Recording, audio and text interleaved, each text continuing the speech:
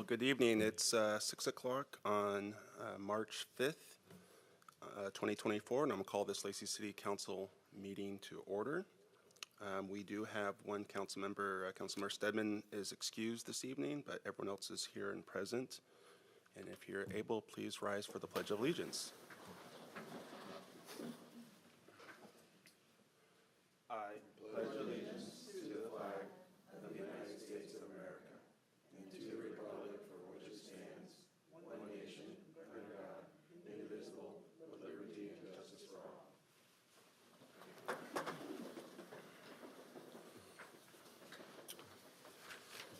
Before we get started, I want to acknowledge that we, the City of Lacey, are on the ancestral land of the tribal people of the Treaty of Medicine Creek, including the Nisqually tribe and the Squaxin Indian tribe.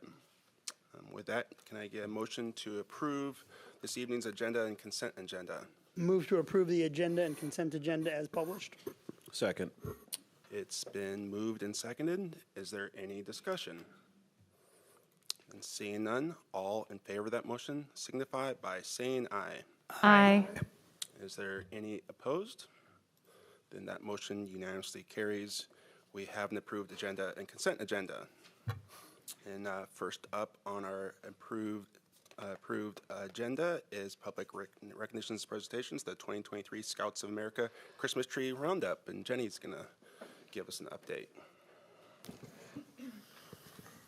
Good evening, everybody. Thank you so much for the opportunity to share about our Christmas tree pickup program this year. So the Scouts and the leaders are unable to be here tonight, so sorry that they missed that opportunity, but we definitely still wanted to share the hard work that they put in.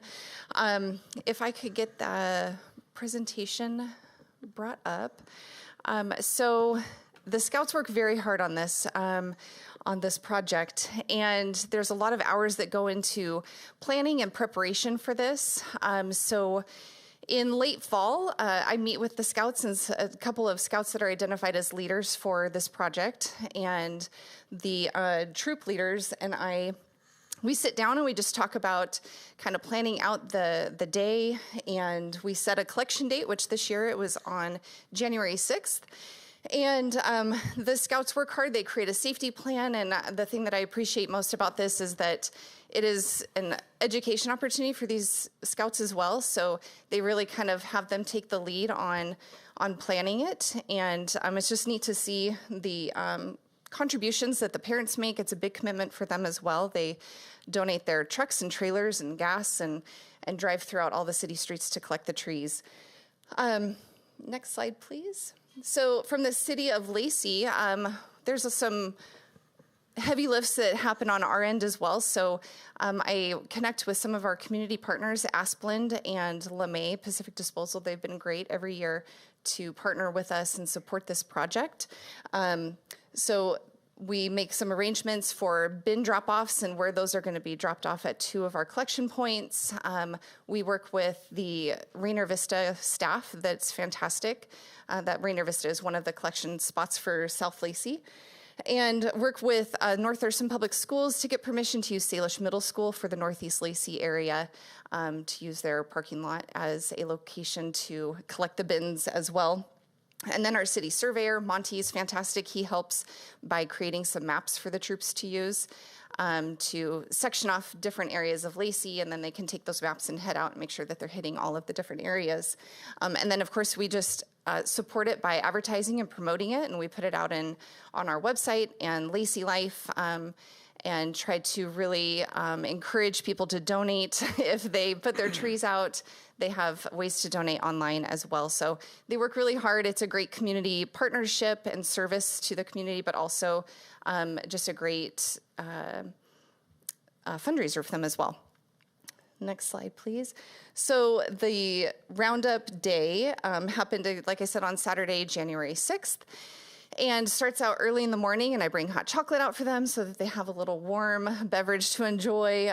So Troop 222 and Troop 9207 participated this year, and Troop 222 takes south of I-5, and their collection point is at Rainier Vista, so LeMay has some bins out there Asplund donates their staff and chippers, and these guys work really hard.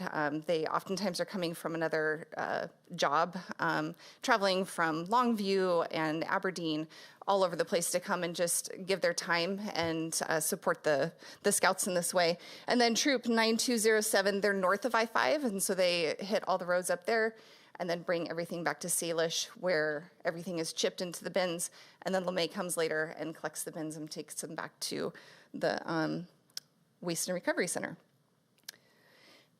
So this is just a couple of the photos from day of. Like I said, it's a lot of coordination on their part. So a lot of partnership with them. They had a total of approximately 375 hours this year for their volunteer hours for this day, just between the parents and friends and family that are out there driving the trucks, plus the Scouts. So they work really hard. Little action shot there. They collected approximately 700 trees. So they're definitely starting to see a decline in the number of trees. And I think that, you know, that is to be expected as people move to artificial trees or maybe a different option than Christmas tree. And then that's just a nice little group shot of, that's not the whole group, but there's some people who stay behind to help like pull the trees off of the trucks and trailers and bring them over to the Asplund group. So that was the group with Asplund right there. And then I just really want to highlight our community partners for this: Asplund Tree Company, LeMay Pacific Disposal, Thurston County Waste and Recovery. They accept all the trees free of charge for several weeks into January. And then North Thurston Public Schools, Salish Middle School, for letting us use their parking lot as a collection location. And then, of course, just the partnership with the Scouts. If they didn't do this, then, I mean, years and years ago, our public works staff did over the course of a couple weeks, and that was a heavy lift for them. So I know that they really appreciate this partnership as well. So just a thank you to them. All of our community partners, we couldn't do it without them. So thank you. Do you know how much they were able to raise? I didn't. I did not get that number from the troop leader, but I'll let you know if I can get that. Okay. Yeah. Well, thank you. Yeah. Any Thank you. questions? Okay, thanks. So next up on our agenda is public comments, and we didn't have anyone signed up via Zoom, or we didn't have written public comment, but we have two people signed up to speak to us this evening. First up is Evelyn. Yep. Did you sign up for public comment, or? Evelyn. No, Evelyn. She might have thought she was. Sorry. Sorry, Evelyn. Go ahead.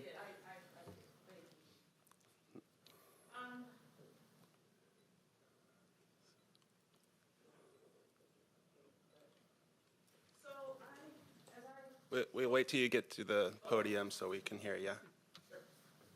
Please introduce yourself and tell us where you're from, and keep your comments about 3 minutes. Sure. My name is Evelyn Cheney, and I live here in Lacey. I moved here about 5 years ago from the Lakewood, Tacoma area, and I told these gentlemen that I'm a transplant from Kansas, and so I'm a Kansas City Chiefs fan, you know, just to let you guys know. Excuse me. I came today because I really took time and focused on my utilities.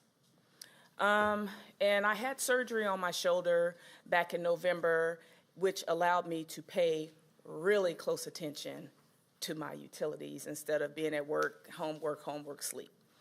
So in that time frame, I noticed that my water bill has been ticking up. And I came today and I paid my water bill, and I asked the cashier, and I said, well, can you help me figure out why my water bill is so high? Because when I first moved here to Lacey, my water bill was roughly under $100. And it stayed consistent that way for probably about 2 years. About 2 years. So around 2022-ish, 2021, 2022-ish, it started ticking up by $5, by $4. It was like nickel and diming. And she explained to me that based on my water usage, my water usage was only under $10. However, I just paid a bill for $127. I have a problem with that. And she says that it was because of the, I guess, the charges or whatever usage, or, I mean, not the usage, but, I'm sorry, it is like the sewer charge, the lot treatment, the resident base rate, and such. I'm not understanding how this, because my water consumption was on here on this bill was $8.48. But the sewer charge, the city sewer charge is $30.25. The lot treatment is $46.14. I'm not understanding, and the math for me is not mathing, you know? And so I'm just trying to gain some type of clarity, some type of understanding as to how this is being, how this is coming to the amounts. We'd love to have a conversation with you. We have your information. Yes, and please. we'll make sure we'll follow up with you to Yes, please. help explain some of this. Yes, please, I'd appreciate it. Okay. Thank you. Thank you. And thank you for your time. Yep. And next up is Ms. Sims.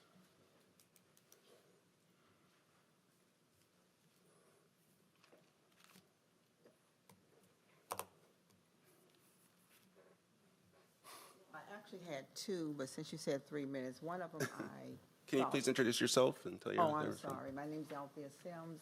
I live in the Point subdivision on Roxana. And I've lived there now for almost 3 years, but I've been a resident of Lacey for about, 18 years. Actually, I used to live in Breckenridge prior to here. My concern is similar to Evelyn's with my water bill. Like the water usage is about $10, but my bill is running $127.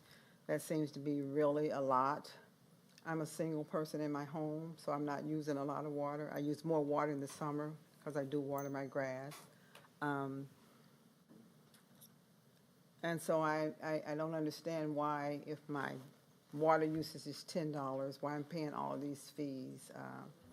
So that is a concern of mine. The other concern I have is that I actually filed a tort claim against the city of Lacey for that, because that construction that you're doing with the water tower that's right behind my house, and I called the city about this when it first started. When they tore all of that down, all of the critters started running. Rats, I had to call a pest control, and I called the city of Lacey about that. I spoke to, I don't have his name in my head, but I have all these notes. And they, so it has caused me to have exterminators come out quarterly because of the, whatever you're doing. I know you can't control animals because you took away their grounds, but for 2 years, I have not been, me and my grandchildren have not been able to calmly sit on our patio, because whenever they start drilling or whatever, they start running. I have traps on my patio. My grandchildren are screaming. We can't have our little things that we normally do. I paid a lot of money for an outdoor TV theater for them. They can't enjoy it. So, and nobody has gotten back to me. I've called and called and called. So now I'm at the point where I have to file a tort claim. I shouldn't have to do that. I really shouldn't have to do that. I mean, I worked as a tort claims investigator for the state for over 25 years, and I can tell you the number of claims similar to this that we had, but they were not, it didn't take 3 years. And I know the statute of limitation is 3 years, so it will be 3 years because I moved in my house in August of 2021. You guys started that, whatever it is that you're building back there shortly after that. Nobody has gotten back to me, so now I got to file a claim. I shouldn't have to do that. And getting back to the water condition, I understand paying a late fee. I don't have a problem if I let something pass and I have to pay a late fee, because you're not the only ones that do that. I mean, all companies charge accounts, whatever, credit cards.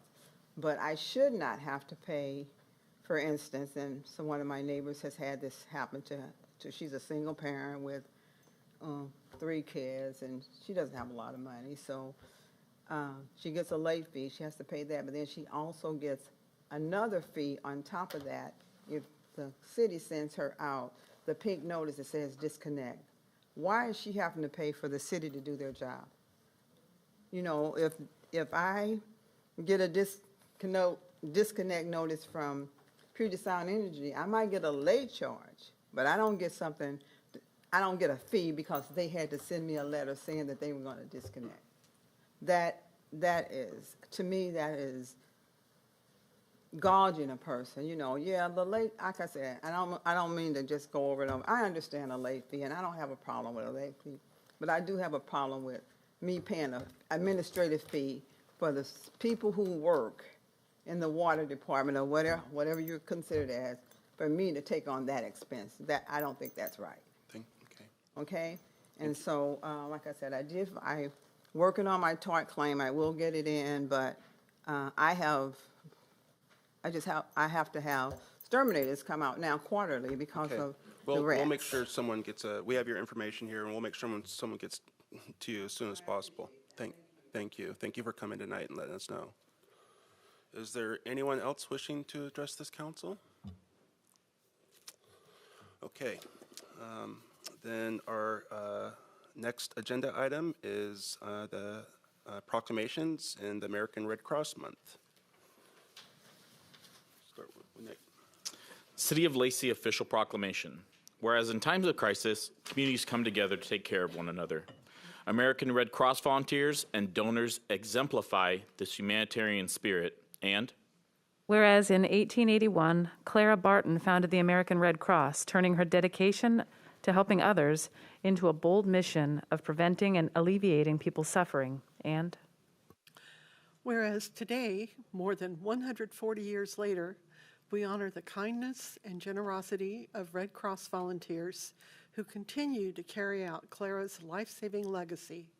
They join the millions of people across the United States who volunteer, give blood, donate financially, or learn vital life-preserving skills through the Red Cross. And Whereas in Lacey, the contributions of local Red Cross volunteers give hope to the most vulnerable in their darkest hours, whether it's providing emergency shelter, food, and comfort for families devastated by local disasters, like home fires, and whereas donating essential blood for accident and burn victims, heart surgery, and organ transplant patients, and those receiving treatments for leukemia, cancer, or sickle cell disease, and Whereas the Red Cross partners with our own Lacey Veteran Services Hub and other veteran organizations to sponsor the Thurston County Veterans Resource Fair, which provides vital resources for veterans as well as active duty military throughout Thurston County, and whereas their work to prevent and alleviate human suffering is vital to strengthening our community's resilience, and Now, therefore, I, Andy Ryder, Mayor of the City of Lacey, on behalf of the Lacey City Council, do hereby proclaim March 2024 as American Red Cross Month in the City of Lacey. I encourage all community members to reach out and support its humanitarian mission. Signed by myself, Mayor Andy Ryder, on this date. And Dan was going to come here and accept this, but I don't see him, so we'll make sure the Red Cross receives this proclamation. And with that, we'll go on to our next agenda item, which is under ordinances. The first one's Ordinance 1657, the budget amendment for the 2023 encumbrance carryover. To Troy. Great. Thank you, Mayor Ryder. Good evening, Council. As the Mayor said, for consideration tonight is an ordinance that will amend the 2024 budget. These are projects and budget appropriations that weren't completed in 2023, and staff would very much like to carry out the initiatives and priorities of the council here in 24. So this is why this amendment is necessary. I would like to give a little bit of background and purpose of this amendment. This is a relatively new process for the city of Lacey. When you think about just kind of the life of the city, this has been a process we've had in place since about 2011. We took some actions in 2010, 2011 to help preserve the integrity and transparency of our budget process. So we implemented this new process. One of the main purposes we do this is to make sure that we don't exceed the authorized budgets in 2024, since some of these are very significant projects. Normally we do amend the budget once per year in September, so this is in addition to that. And again, this is limited to budget appropriations that were authorized by the council in the previous year. So there is nothing new in this amendment that you haven't already seen. I would like to cover some of the more significant items within this carryover budget amendment for you. You do have the full list of the details in attachment A of the ordinance, but again, I'd like to cover the more significant projects. In the social service areas, we have, a number of amendments, the most significant being the $3 million amendment for the Regional Permanent Supportive Housing Project. This is the Franz Anderson project in Olympia. We have a couple different amendments related to the Veteran Services Hub. We're just continuing to improve that facility and our service to our local veterans. In terms of economic development, we have two significant amendments, one for Lacey Midtown branding of $50,000, where it's a continuation of that program. And then we have a holding place in terms of the council's committed reserves, that it has the vision to always be ready for any strategic opportunities that may happen or come up in terms of economic development. So this has been targeted towards Lacey Midtown, so about $463,000. Public safety, the two most significant amendments relate to the new police station construction. One is simply a transfer of reserves from our criminal justice fund to the building improvement fund of $1.6 million. And then we have a $653,000 carryover for the station and training center itself. This isn't about the project in terms of increasing in cost, but really a cash flow issue. When we adopted the 2024 budget, we were under the assumption we were just building a police station, but with a favorable bid environment, we are building a training center as well. So this is really a transfer of the savings we had in the land purchase into the cash flow issue that we're going to have in 2024. But again, the station and training station actually coming in, or training center actually coming in less than what the engineer's estimate was. For parks and open space, as well as the RAC, some pretty significant amendments here as well. We're going to continue to work towards the completion of the RAC parking lots. We have a $2.4 million carryover. And we're going to continue with the design of Greg Keogh Park Phase 1A of about $255,000. And then we have some fencing improvements at the RAC itself.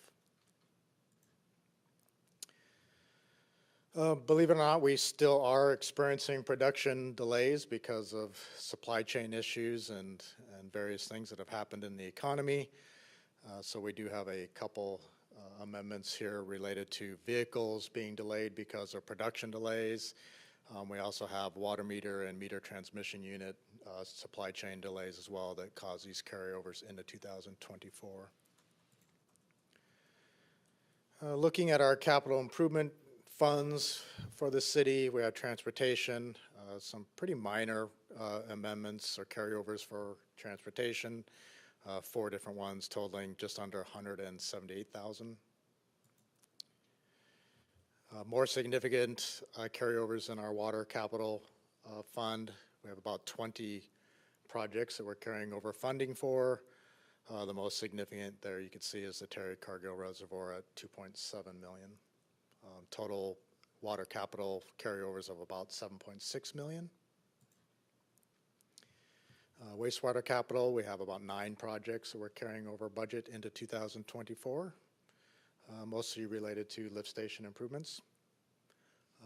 total wastewater capital carryovers, 1.4 million. So that's the comments on the more significant amendments. I will note that we are amending the budget of 16 of our 29 funds, about 21.3 million in total. So the staff recommendation is approval of the ordinance amending the budget, but again, these are limited to budget appropriations that were first authorized by the council in 2023 and consists of projects we'd like to continue and complete this year. I'd be happy to answer any questions you might have. I'd move to adopt the 2023 budget encumbrance carryover ordinance number 1657, amending the 2024 budget. Second. It's been moved and seconded. Is there any discussion? Are any of these like duplicate carryovers? I thought I remember us carrying over the truck purchase before. Are there any other duplicates? Have we been carrying over for more than 1 year? Sure. The economic development, for sure. The rack fence project, certainly the Ford Lightnings, and some of those might even be, this might be the third time, actually. There was a severe supply chain production issue with the Ford Lightnings. Trying to think, I don't think there's any other real significant ones, but yeah, there's definitely some that carry over more than just from 23. Yep. Any other questions? So I have a question, and I'm not sure how I haven't asked this before, since I was there in 2011 asking for us to do this originally, so if we have this extra step. But we're carrying over a budget item from last year's budget. We're amending this year's budget. Do we go back and amend last year's budget? Is there accounting of this amendment from last year? So, for example, we say we spend $1 million in social services, but we actually don't spend that $1 million in social services because there's a encumbrance carryover to the next year. So we actually only spend $500,000 in it. When we are doing our budget for the following year, do we make that? Do we account for that, like what the true carryover is from the actual amended budget? Because we're really kind of amending last year's budget as well. We budgeted for it, we didn't spend it. Do we account for the fact that we didn't spend it in that budget? It's not accounted for in the budget. Yeah. So staff's authority to spend the 2023 budget expired at midnight on December 31st. So we're no longer authorized to make those expenditures. So really what we do is we take, I think maybe what you're asking is we take the fund balance or the cash that was not spent in 2023, that becomes the funding source for this reauthorization in 2024. Yeah. That's weird. So that 2023 budget that we approved, we don't really have a true accounting for that budget because we don't amend it to the following year. So to go back and look at the 2023 budget, we don't necessarily have a true accounting of everything because we'd have to take all these budget carryovers and go back and take it off of that from the year before to really understand. Yeah, really. Yeah, I think maybe it's, the budget actually expires. Sure. So there's nothing to really account or true up. We obviously account for the revenues, expenditures, and cash through our financial statements. But that's a much different process than the budget. But no, we don't go back and account for that. Amend that budget. It just expires, and it basically goes to zero in 2000 at the strike at midnight. Go ahead. You're not accounting for it in the 23 in the prior budget. Yeah. But the money's still being accounted for because you're still accounting for it in the 2024 actual budget. revenue and actual expense, right? And money left that moves over. So it's not like the money disappears. It just, as you know, we pass a budget every year in December that starts on January 1, and by January 2nd or 3rd, it's already an irrelevant document, right? I mean, not irrelevant, but it's already not accurate. But, the reason why I bring this up is because we always take a look. So we talk about how much money we've spent in each category in our budget. Well, but we don't really take into account the budget carryovers. So, well, maybe we spent that money in the prior year. Maybe we didn't. I mean, maybe it got carried over the following year. And so that, if you're looking at what your budget is, it's not necessarily a true example of your expenses, because because maybe it wasn't all spent that year. It's just, city budgets are strange. Obviously, we all know this. This is just another one of those incidences where it's really hard to figure out where you're at, because if you don't spend it all on that by December 31st, we're in this circumstance. And it's tough to get really idea of like how much we actually spent in certain categories, right? Right, and I have scheduled, hopefully in April, to bring a year-end financial report to the council, which will, I think, actually answer your question. You'll see the actual results of how much was spent versus how much was budgeted. Okay. And how much, and same thing with revenues, how much we projected to bring in revenues and what the actual result is. So you'll get to see that side-by-side comparison in April, hopefully. Okay, so in April then, with that, we use that document to say what that actual 2023 really was. Correct, and our financial statements Okay. that. Okay. And then on a high level, a short snapshot looking back, if you look at our budget, it will show 2 years prior what actual expenses, what budget is, and what's projected. Okay. In those columns. So you have a Okay. 2022 actual, 2023 amended, and then a 2024 adopted. Yeah. Okay. I think I got it now.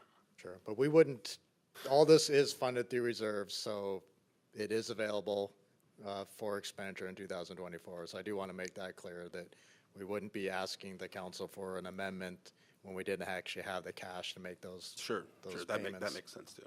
Okay. I think I got it. Is there any other questions? It's been moved and seconded to adopt ordinance 1657, the budget amendment encumbrance carryovers. All in favor of that motion signify by saying aye. Aye. Is there anyone opposed? Then that motion unanimously carries. And we're on to ordinance 1658, the Dram Road annexation. Ryan. Good evening, council. Just want to make sure the presentation gets loaded up. Looks like we're on it. I'll get started here. Again, good evening. So in front of you tonight, you have ordinance 1658, known as the Dram Road annexation. So the city's received a petition for annexation for 9 parcels located north of 15th Avenue Northeast, east of Judd Street Northeast, and west of the Woodland Creek Estates subdivision. The annexation has been sent to the Thurston County Boundary Review Board for review. The Boundary Review Board has completed their review. They've declined to invoke jurisdiction, and so now it returns to the council to authorize the final ordinance. So you can see a map there on the screen. The area is proposed for annexation is located within the Pleasant Glade planning area within the Lacey urban growth area. So you can see, hopefully the laser pointer works. 15th Avenue, whoa, it's all over the place. 15th Avenue is on the south side of the annexation area, and then it's east of Judd, west of Woodland Creek Estates, and then south of property, the green property there at the north side of the map, which is the part of the future Greg Cuyo Park. So the area includes 9 tax parcels totaling approximately 42.14 acres. It does contain, let's go to the next slide. Yeah, so the properties contain a mixture of undeveloped properties and residential uses on larger lots. You can see most of it is undeveloped. The area contains 9 residential units for an anticipated population of around 20 residents. And the most recent assessed value of the proposed annexation is just a little bit more than $4 million. Here's a map of the zoning in the area. It contains a variety of residential zoning, including low, moderate, and high-density residential, which would be retained upon annexation as required by an annexation agreement we do have with Thurston County. The annexation does contain 2 parcels with vested land use approvals. Ventura Crossing is located on the west side of the annexation area near Judd Street and is a 69-unit single-family subdivision. Williams Crossing is located to the east of Ventura Crossing and is a 216-unit multifamily apartment complex. Upon annexation, these land use approvals get transferred to the city for final design and permits. Consistent with the City Council policy on annexations as reflected in the development guidelines, annexation is required as a condition of providing city utilities to these properties. So they're actually required to annex because they are contiguous and are connecting into our city utilities. So here's a water system map here. So the properties are located within the city's water service area with a 12-inch water line down 15th Avenue. And then this line is adequate to serve the future development of the area, the previous developments that I just mentioned. Here is the sewer service. The sewer service is actually relatively limited at this point with the development of the Madera Apartments, which are just on the south side of 15th Avenue in the city limits portion. They are installing a sewer lift station there, and so that will improve sewer service in the area. I did want to mention there's information in your staff report related to the future potential revenues and expenditures associated with this annexation area. It's anticipated that the revenues will be relatively minor in nature, with some revenue being provided with those future residential permits that we'll be issuing for those 285 units. It's anticipated overall, though, that city services providing city services to the area will actually cost more than the benefits that the city will receive in any kind of property tax, sales tax, those kinds of things. Last slide here. Upon annexation, we'll be conducting a door-to-door census. Did want to mention that. And then finally, annexation of this area will leave an unincorporated island of approximately 168 acres, and that's the area shown on the map here as the area of future annexation. You can see this first phase, the Stram Road annexation in green. The area of future annexation is that what we're calling kind of the donut hole that's left over between the eastern boundary of the annexation area to the existing city limits east of Carpenter Road. Lacey staff has started discussions with Thurston County to annex the unincorporated island using the interlocal annexation method under RCW 35A14. The draft interlocal agreement will be brought to the City Council for review after the staff negotiation process has been completed. We have started that process with Thurston County. We're anticipating that it'll take about 6 months to get through the negotiated process with final signing of those the MOU or the interlocal agreement. One thing I did want to mention is that there will be a joint public hearing that's required to be held as a part of that, which we're looking to pencil in with the Board of County Commissioners at this point in July. So that'll most likely be the next formal step with the council.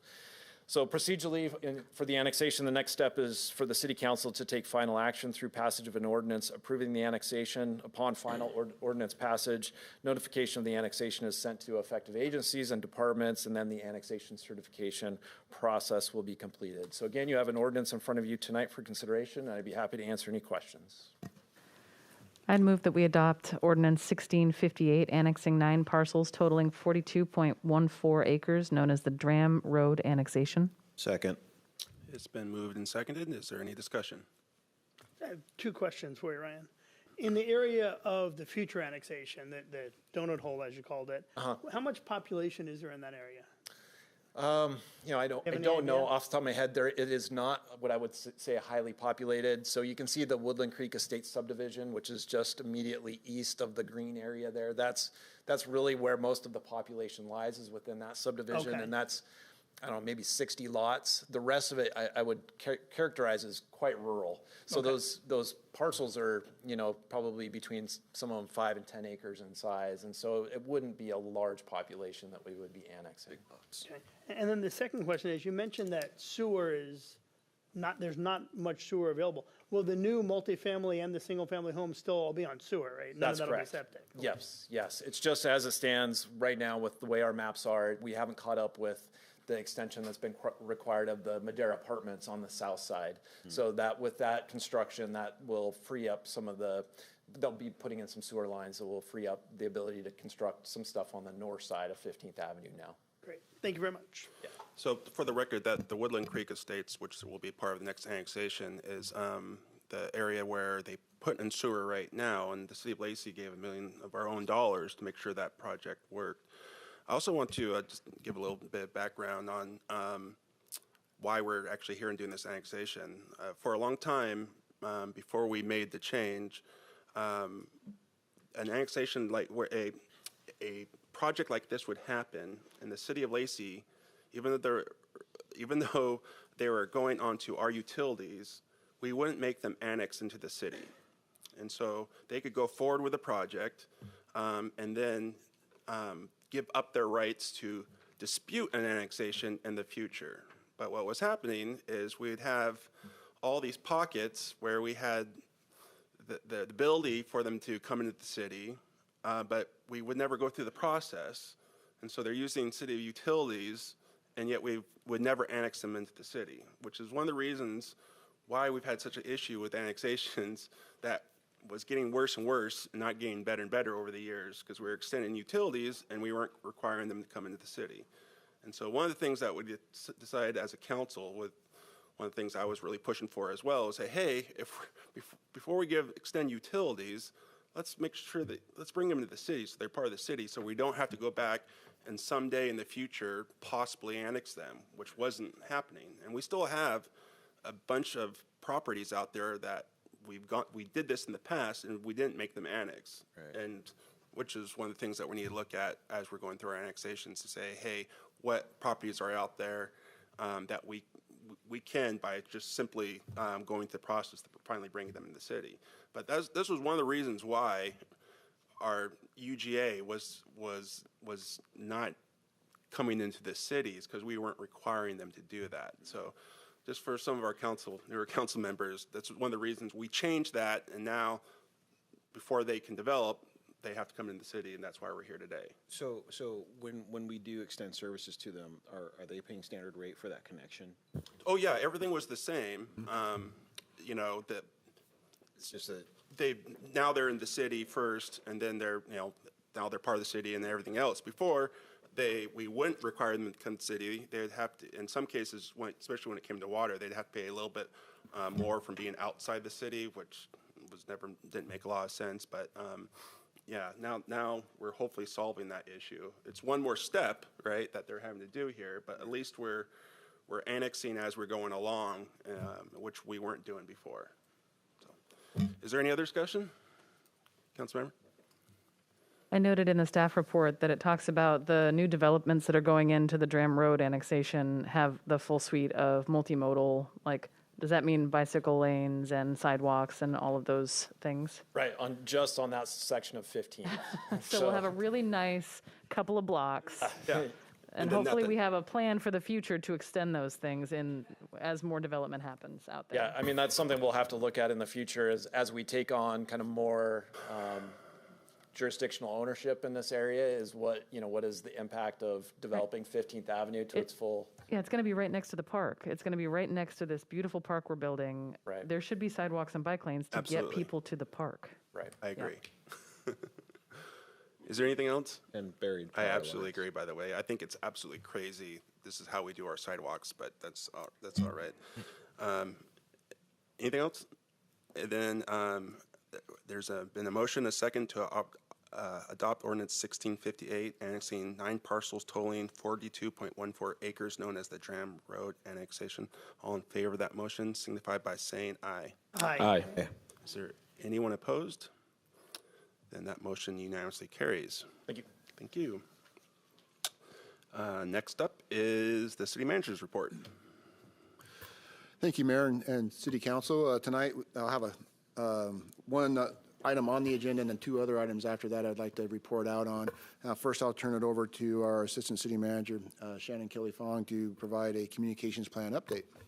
Well, good evening, Mayor, Deputy Mayor, and council members. I am not here by myself. I do have a fantastic, and if I can actually call them the dream team, here today to talk a little bit about what we're doing in our communications plan update.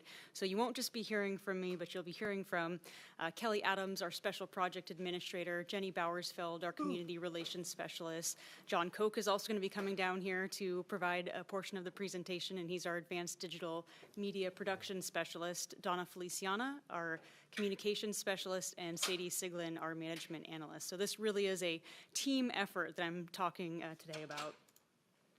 What we want to do today is provide a review of our communications plan and efforts through 2023. So if you all recall, back in August of 2022, the Lacey City Council adopted our communications plan, and one of the goals identified in that plan and was to come back to this body and report out on the things that we are doing within the plan itself.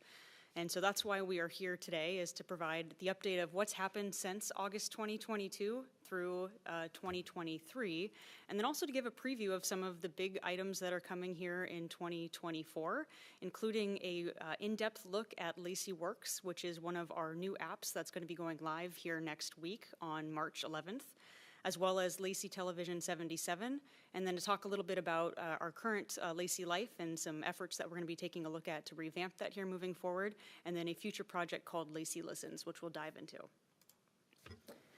And while we're talking about all of these special projects that we're doing within the communications plan, I think it's really important, number one, to highlight the people who are actually doing the bulk of this work, which is the public affairs team, our city manager's office, and also our city clerk's office.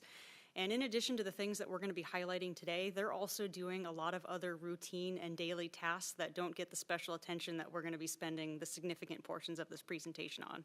That includes supporting things like our public meetings here today, our social media, press releases, news releases, making sure public speaking support is available, producing the Lacey Life, running our homeowners association academies and grants like Jenny just came and provided an update to the council on last week, responding to community questions, and being at and also leading community engagement and events. And one example is our Juneteenth event, which the public affairs team really helps lead with the Fred U. Harris Lodge. So this team works day in and day out on all of these items, and in addition to that, have also been working really hard on some of the things that we're going to go over today.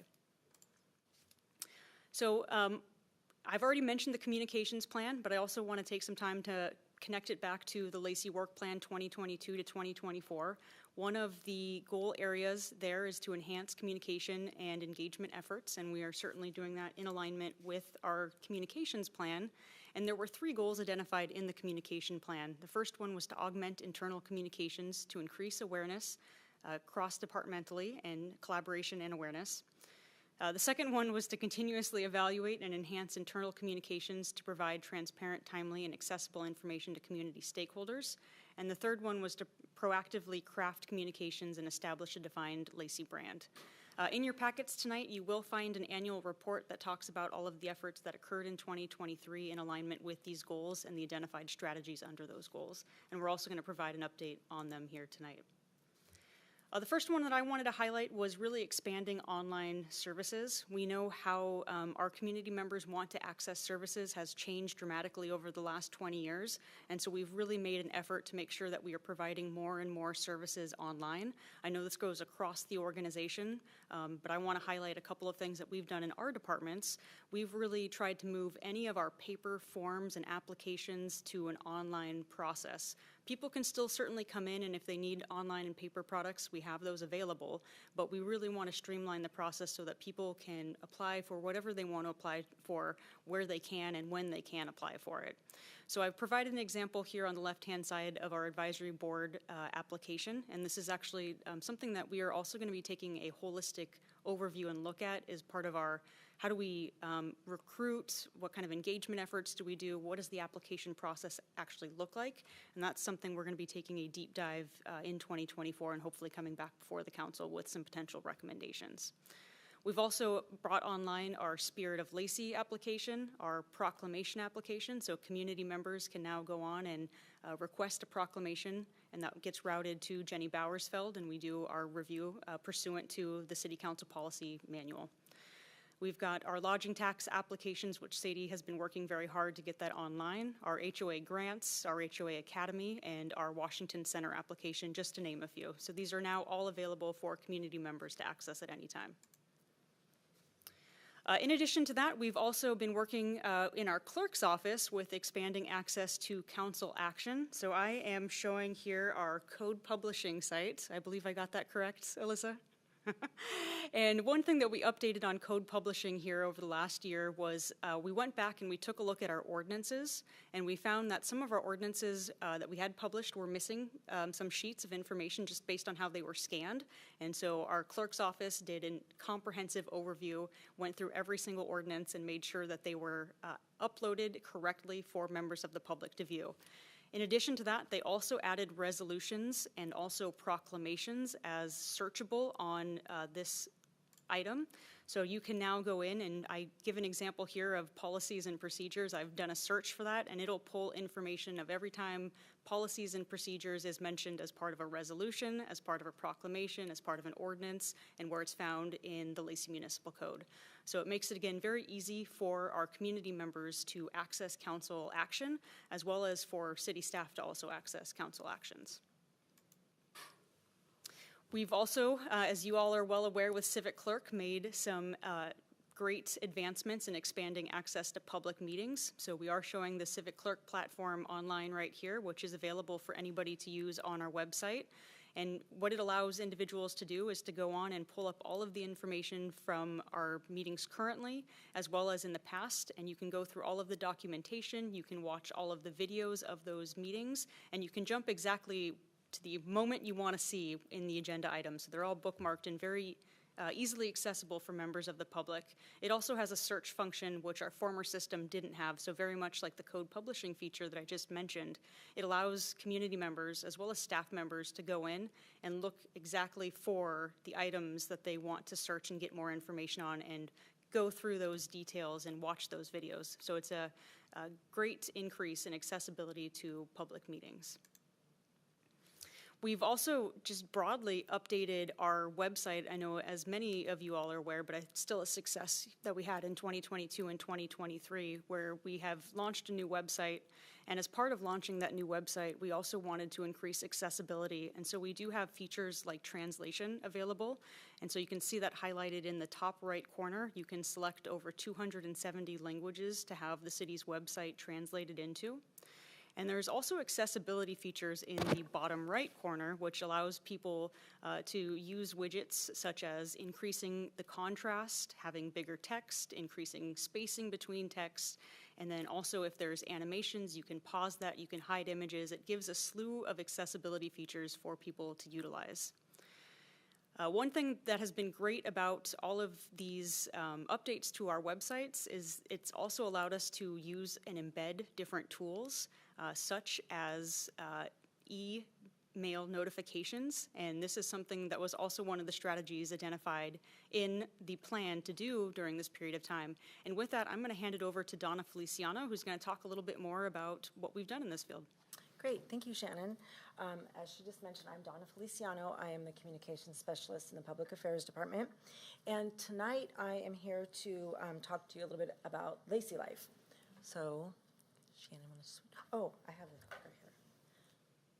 Oh, shoot. Did you do it and I did it at the same time? There we go, okay. Okay, so as Shannon mentioned, one of the big things that we've been trying to do is expand access to our community members. And one of the topics that we like to talk about is the city projects, general topics, and also the newsletters, which you saw on the email notifications.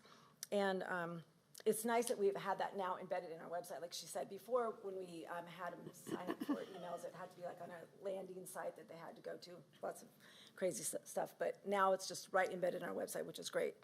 So as far as the Lacey Life newsletter, so when I first got here in 2016, we didn't have the Lacey Life. We had taken a pause. So in 2018, we decided to reintroduce it and launch it. And this is the current that we started off in 2018. So at that time, it was primarily distributed through our utility bills and a little bit on our website, but it was a PDF and it was also linked on our social media. So in 2021, we added email to our distribution to further increase access to our community members. And as I said just a minute ago, there was a landing page they had to go to and sign up, and it wasn't able to be embedded on our website.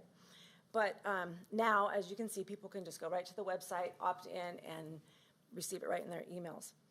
So in 2022, as Shannon mentioned, we got a new website, and we added Lacey Life to the website as an actual typed in, so it's a lot easier for people that are accessing it. If they use it on a PDF, it's really hard. It doesn't necessarily go straight across, and so people have a hard time following the articles. So now it's embedded right in the email, and on the website, so they can just read it straight up or with their accessibility features. So then, as you can see here, you can go to Lacey Life right on the website, and you can sign up here, and then you can also just read it. It's fantastic. It's so much more accessible. And then in late 2022, we got a new utility billing system. Some of you probably are aware of that. And a lot of people, which we were very thankful for, opted in for online payments, and especially auto pay. So auto payment, they really didn't even see their utility bill at all. So unfortunately, that was great for the auto pay and for saving paper and all those things, but it also meant that a lot of people were not receiving the Lacey Life then. So we started looking into it a little bit further, because we realized that our limited distribution of the utility billing was leaving a big gap of a lot of people. There's multifamily housing that a lot of them don't even get their utility bills. Panorama is another one. So we are missing the big utility billing, which we looked into it further, and then we have like 29,000 utility billing customers, and about 15,000 were not getting it. So big gap. So in 2023, I think it's going here. Oh, here we go. Okay. So in 2023 in February, we decided to take a deeper dive and look into the Lacey Life. And so we did a survey, and we had about 125 people take the survey, which is not a lot, but what we ended up seeing that people actually do read it. So yay. We were really happy to see that. So they always, usually, or sometimes 73% of the people said that they do like it, and they read it. And then the favorite things they liked about it was hearing all the great things that we do in Lacey, like all the programs and services, community events, and news and updates. So let's see, what was the other side over there? Sorry about that. So we decided that what we'd like to do is revamp it. That's the next step, is we're going to revamp it. So what we'd like to do is refresh the look, which is going to be in line with what Shannon showed you at the website. We're going to have some other things that she's going to talk about later. We're going to take, so the revamp will be better distribution. It will be in consideration with what we learned in our survey. It will also be in line with our website and our new look that we'll talk about a little bit later. And so we're really excited about that. So if keep a watch out, we'll probably be coming back to you with some great ideas on that. Okay, so then the next slide. Sorry about that. So sorry about this, but I'm going to start over on the right side, because we've been talking about email, and the email that we use is Constant Contact. And right now, as you can see, we almost have 15,000 people signed up. And for the most part, it's newsletters. As you can see at the bottom, we have 14,000 people, or 15,000, excuse me, people signed up. Most of them are newsletters. And that's not just Lacey Life. We have Parks and Rec, the museum, community economic development, a whole bunch more. So that's really great. So next one, we want to talk about is social media. So our social media, pretty big audience there, as you can see. For the city, we have 23,000 people, and that's broken down. Let me just give you that really quickly. Facebook is about 14,000, X or Twitter, 5,300. Instagram is about 2,700, and LinkedIn is about 1,000. So we also have YouTube, but I'm going to let John talk about that a little bit later. And then our next category was the police department. They have people, I'm telling you, people love our police department's social media. It's kind of comical sometimes. People really get into it, and they do a great job. So they have Facebook, X, and Instagram, and that is breaking down to about 23,000 for Facebook. Twitter's 9,600, and Instagram's 4,000. And then we also have just recently, well, probably about a year ago, we launched our Parks one. And if you haven't had a chance to follow it, we would love to have you or share our information. We're just trying to increase that quite a bit. So thank you very much. And another thing I just wanted to point out about our website, in addition to having all of the embeds and the tools that Donna just went over and the connections with social media, we're also able to track a lot of data on the website. And John and Kelly do a great job on this. And so I just wanted to show you just a brief snippet of the people and what they're visiting when they go to our website. So if you look at the top 5 pages for the City of Lacey in 2023, you can see the homepage had the most access, which makes a lot of sense when you go first to the city's page. But then you also see that the next frequently gone to page is utility billing, employment, just contacting the city and the PD. And what we wanted to point out by showing these top 5 pages is that we're trying to increase access to all of these pages. So the web page, just the landing one, is pretty accessible. That's where you'd go to if you Google the city. But we've also added icons onto our homepage to allow people to go to these very specific pages because we know that's where they want to go to. So you can see that if you look at our icons starting on the left-hand side, you've got the options to go to billing, you've got the option to go to request, which also provides our contact information, and then you've also got the option to go to jobs, which has our employment information. You can see that graph is showing you our website views over the whole period of 2023 and that we have spikes over time. Most significantly, you can see that giant spike that we had in July, and that's really attributed to our 3rd of July event. It is a very popular event, and you see a lot of traffic on all of our web pages associated with that particular event. In addition to the website, we've also tried to reduce barriers to participation in other ways. We've launched the Advisory Board Stipend Program, and we hope to be getting an update to the council here in the next couple of months on that program itself and the opt-in rate and the demographics. And we've also helped with the Commission on Equity doing events like our community forums. We've also started to work on the branding for the city with a refreshed city look, and so Donna did speak a little bit to the rebranding that we're going to be doing to our Lacey Life, but we've also started rebranding other significant items for the city, such as our website. Our business cards are going to be going through an update, so you all will be seeing a new business card here shortly. We've started our new domains for email addresses, which is the first name period last name at cityoflacey.org. We've been updating things like our letterhead, our presentation materials, all to be in alignment with that same look and feel to kind of create that synergy around the design. And one of the other big items that I wanted to make sure that we mentioned that took up a lot of resources in 2023 and was a great success was our Mayor's Gala. I know I'd mentioned, hey, the day-to-day events and community planning, but this is one of the biggest events that the city puts on outside of some of our parks events. And so I just want to recognize the hard work and efforts that went into planning for and executing that event. Turning from 2022 and 2023's overview, I do want to provide an overview of what we're looking to do here in 2024. And to start us off, we are looking for the communications manager position, which this council approved as part of the 2024 budget. And we really hope that this position will help leverage all of the things that we talked to. So when we come back for our 2024 overview and our 2025 update, we'll have a lot of really great things to provide the council. Specifically, we're hoping that they help continue our strategic communication efforts, really helping with that branding element and the style guide, helping us improve our crisis communications, our communication updates to our internal and external stakeholders through community updates, and then helping continue to improve our language access across the organization. One of the big projects we have launching here in 2024 is Lacey Works, and Kelly Adams and Jenny Bowersfeld are going to talk a little bit more about Lacey Works, and I just want to let you all know the clicker up there does work. I know. That will be handy. Thank you again. So we are really excited to share with you Lacey Works and the upcoming launch of that, which is our new community request management system.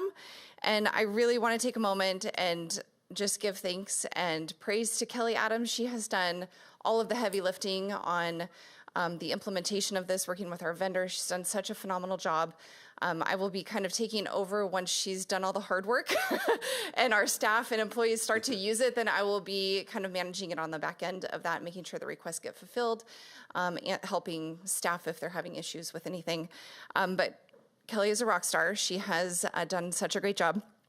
And we are positioned well to hit our March 11th launch date, which is really exciting. Oh, look, it works. So again, this is, I'm going to put my pen down.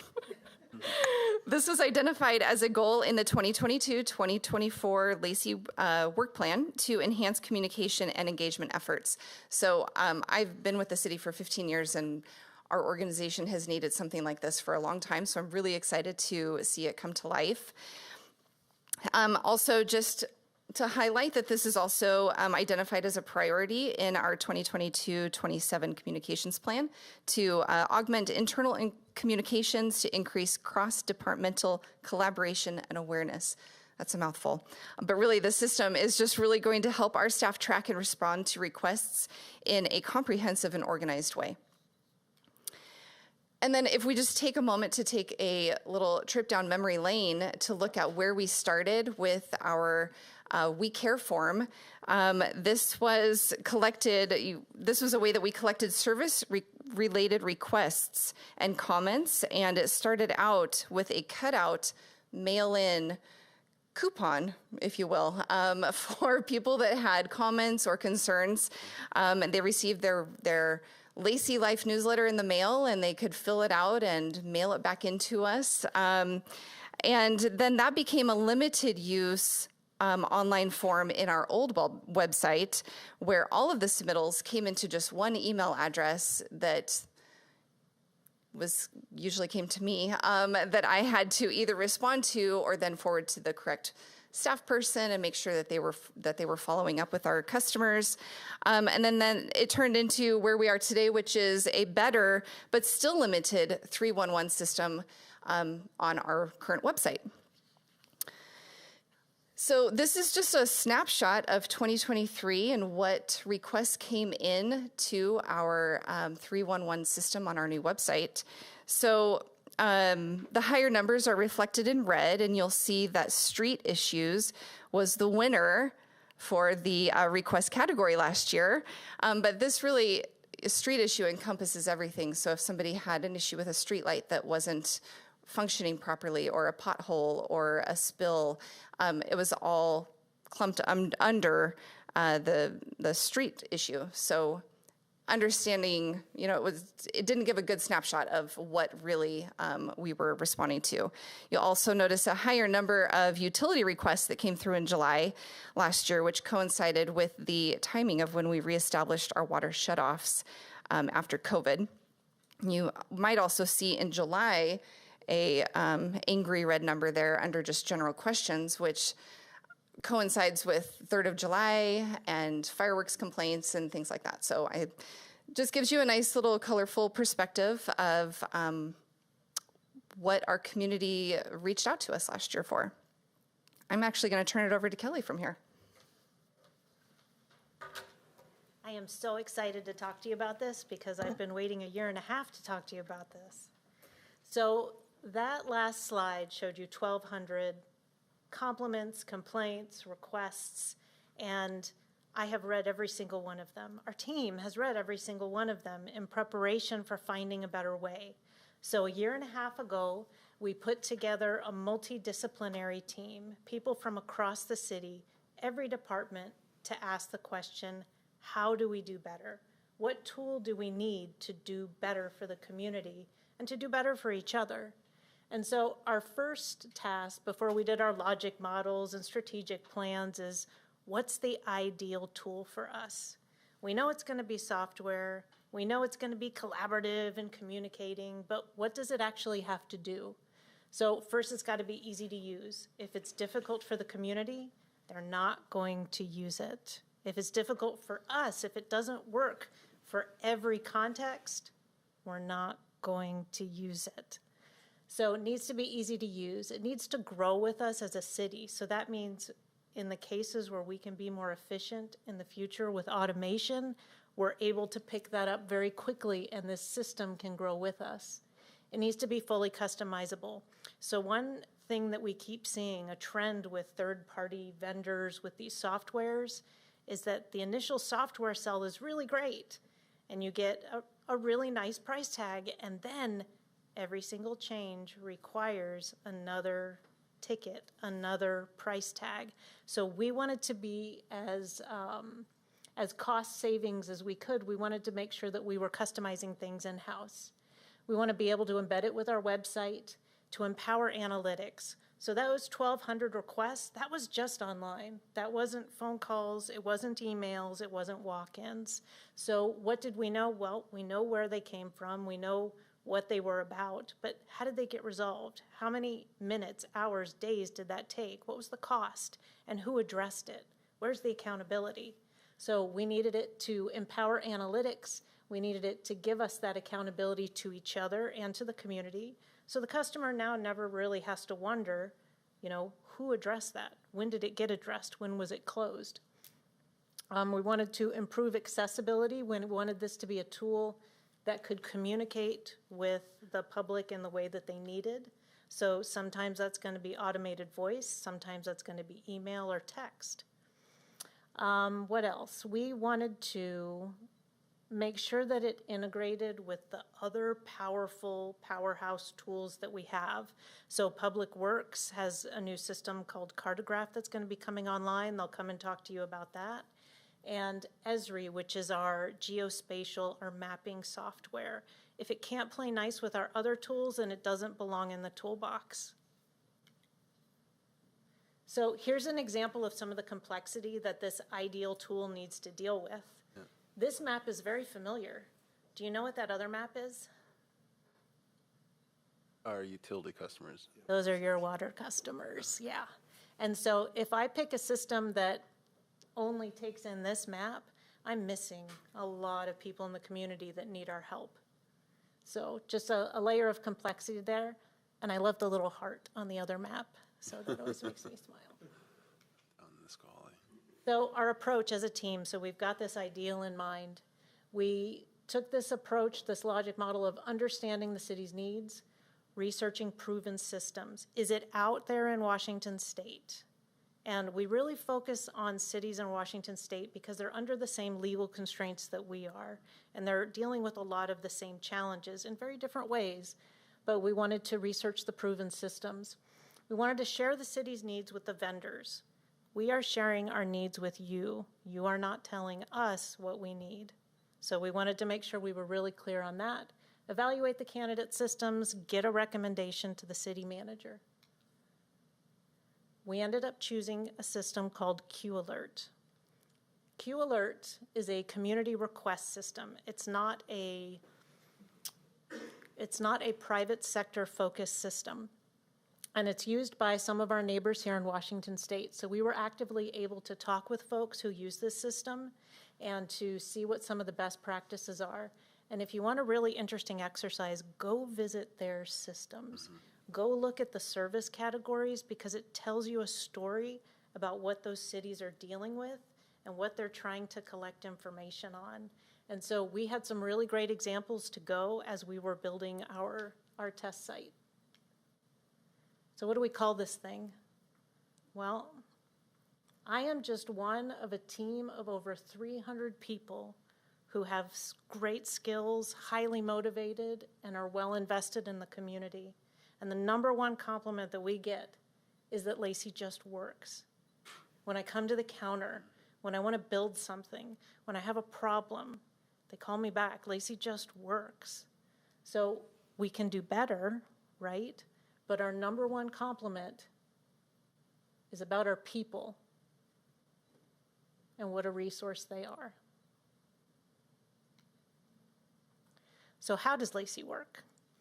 So on our website, instead of our 311 form, you're going to see something that looks very similar to this.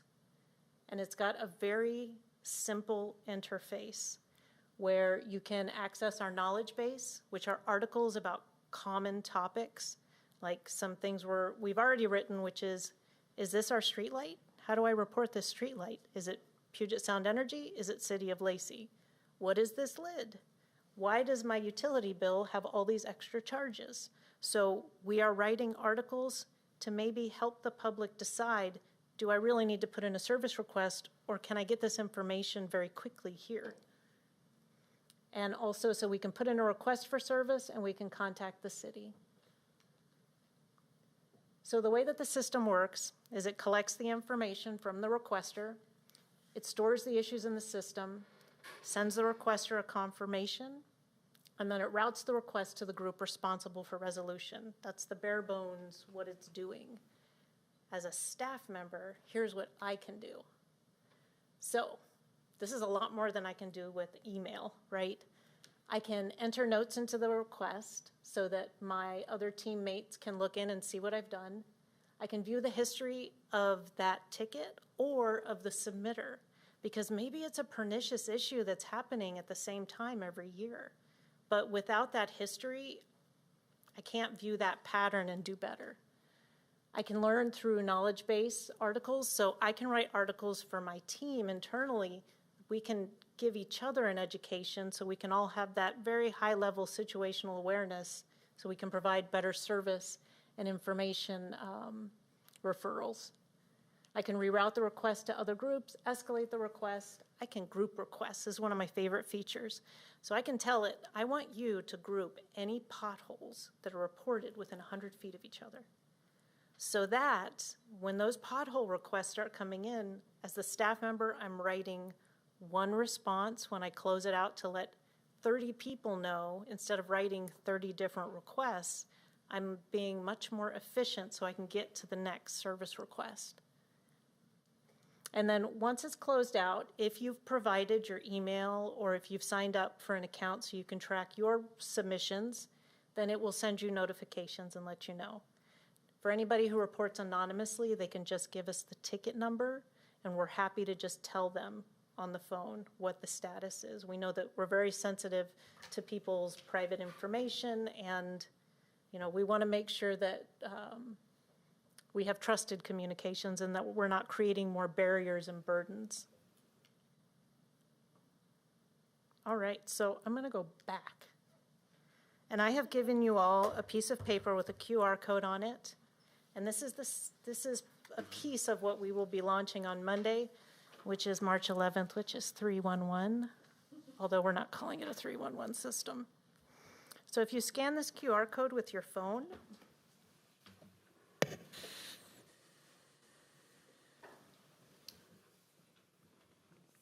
this is going to take you to the request system.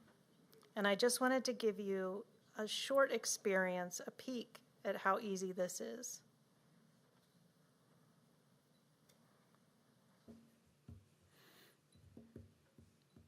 And I'm sorry, I've borrowed someone else's phone, so I'm finding where the phone app is. This is a very authentic experience. And so you see our opening page. If you scroll down, there's 3 options for buttons there. If you pick the plus symbol, which is a request for service, and you have the option to put in a location. Some of our service requests don't require locations, and I would like you to put in a website request. So this doesn't require a location at all, but you're welcome to drag and drop the pin.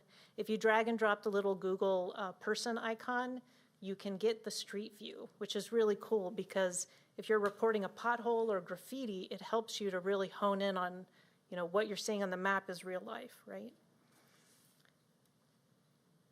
On the type of issue, you can scroll down and select a category or just start hammering in those search terms because we've been hard at work trying to populate popular search terms for different items. If you select website, you'll get a little prompt and it's going to give you enough information to know whether you want to put in that service request or not. If it's not one of these websites, we're probably not going to be able to be very helpful. So we go in and put in City of Lacey or any website you choose. And then enter in a comment. We'd love it if you would put test in there so that we know that this was a test. And then minimally, if you put in your email address and the contact information, you'll get to see a sample of what that notification looks like to the customer. And I'm happy to take any questions on LaceyWorks. So will LaceyWorks actually be an app Yes. that you download On Monday, it will be available in the App Store and in Google Play. Okay. Go ahead, Councilman. I just wanted to say real quick, the goal of most organizations like internet providers or phone companies, including some governmental organizations, is to make complaining really hard. And so with this, it's double-edged sword. You know, you're making it really good, and which means you're getting a lot of people asking for stuff, which really shows how much time and effort and care you guys put into the residents of our city. So thank you for what you're doing. Thank you, council member. I know we're part of the community, and so anything that we can do to improve it, the tide rises all ships, right? Anything else? I mean, this is obviously something we've been dreaming about for a long time. I mean, I remember the old days where our website was just impossible, and then we got this new website, and it was a little bit better, but now we have a great website. But, we've seen this technology that's been out there for a while, and I've always was like, why can't we have this in Lacey? And then, here we do finally have it. And I just want to thank Kelly. Obviously, you've done so much. You've done so much research to see what is actually going to work for Lacey. And I think you've come up with a great solution. And it's just going to make our city even that much better. So thank you so much for all the work you've done. Thank you, Mayor. Anything else? Thank you, thank you, thank you. John, do you have something? Who's running our back? Who's running our TV? I'll apologize to all the viewers for the lack of cuts during this presentation, but they're getting a great shot of our graphics here. So I'm very excited to tell you about our new TV channel, Lacey TV 77. We launched on January 1st, just in the nick of time, but we're pretty excited about it. First, just want to note that, again, we aligned with the council work plan to enhance external communications, as well as our communications plan to provide access to city-led meetings. And I thought it'd be fun to kind of take a look at the history of television in Lacey, as it were.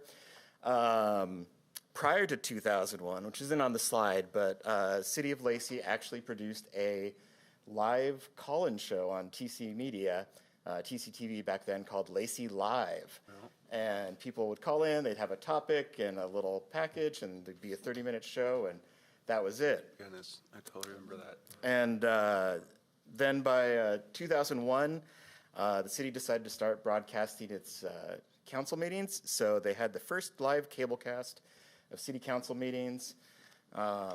I was here. I was running a camera at the time, but I can't tell you exactly what the date was. But I remember it was very frantic. Fast forward 10 years to 2011, we had our first live stream of city council meetings, and that was utilizing the Granicus service that we just recently moved on from. But that was the first live streaming. It was a very small postage stamp piece of video that you could almost make out people's faces on. I've looked at some of the files, and it's pretty grainy. 2017, we started live streaming the council meetings in addition to Granicus on YouTube and Facebook. And then 2020, during the pandemic, of course, we transitioned to a lot of remote and hybrid meetings. And we're like, well, we've got video for these. Let's start running those as well. So we started live streaming all of our public meetings, including Planning Commission, Parks Board, all of our advisory bodies. And that's continued on now till 2024, where we've launched our own cable channel. Donna alerted to this earlier, but we have been doing video prior to 2024. And so this is a look back at our 2023 YouTube stats. And we had 41,163 video views. That's all videos. Of those 41,000, 9,152 were live streams. So those would be council meetings, planning commission meetings, parks board, historical commission, any of the former council committees that we had. And then that works out to 8,511 hours watched, which is just about 354 days. You can see some of our top YouTube videos. These are published in 2023. There's a big asterisk there. If we looked at all of our videos over the total history, you'd see a lot of Sasquatch videos in our top 10, which still are a big draw. So if you're looking for Sasquatch, just keep your eyes peeled. You never know. But our fireworks spectacular, we had a promo for that, which was our top viewed of our 2023 videos. You can see some of our great parks events like the children's entertainment, our Juneteenth promo we had some good viewership on. The 30 by 30 initiative video that the chief did, talking about the police department's 30 by 30 initiative. So yeah, a lot of really great visibility for a lot of our programs across the city. So back to Channel 77. It's not just on cable Channel 77, which anybody in Thurston County that subscribes to Xfinity will be able to receive. That's in standard definition. But in addition, we also have on our website, cityoflacey.org/LaceyTV, you can watch a live stream of the channel anytime, 24/7.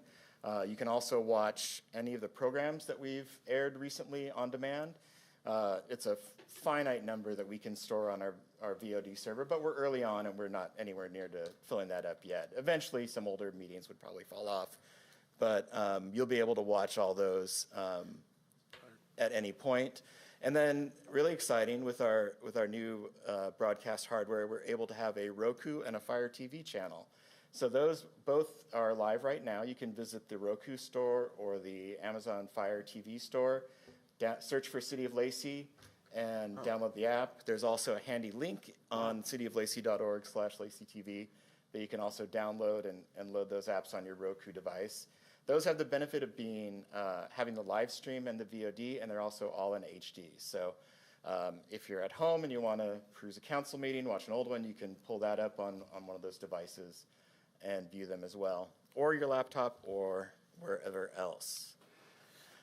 So this is a shot of our website embed. It's a little bit rearranged, but you can see the video player there. That's our bulletin board that we have filling the gap when we don't have programming scheduled. And then on the right side, you'll see the channel guide, which will show you the meetings. And anytime you see one of those Watch Now buttons, you can click on that video to watch the program instantly. You don't have to wait till 1:30 in the morning to watch Latest in Lacey, but it's there if you want it. Some of the other things that were exciting with our new hardware is some of the accessibility features that we're going to be rolling out. Live closed captioning is something that we're working on getting implemented. We're having a few little technical hurdles, but our tech support is working very diligently to help us out, get those straightened out. We also, in a very near software update, will be able to have live translation as well into, I believe, up to 3 languages, depending on what's selected. Right now, we're piloting our translations with is that the next slide? Yes. With Spanish language translations of our captions that are uploaded after the fact. So this is from last week's work session, and you can see the Spanish subtitles there that are available. So those will be available on the website and any VOD pages, and we're working to make sure that those are also available on the cable channel as well. So if you've got a TV at home and a decoder, you can watch have the captions on there for English and the live translations.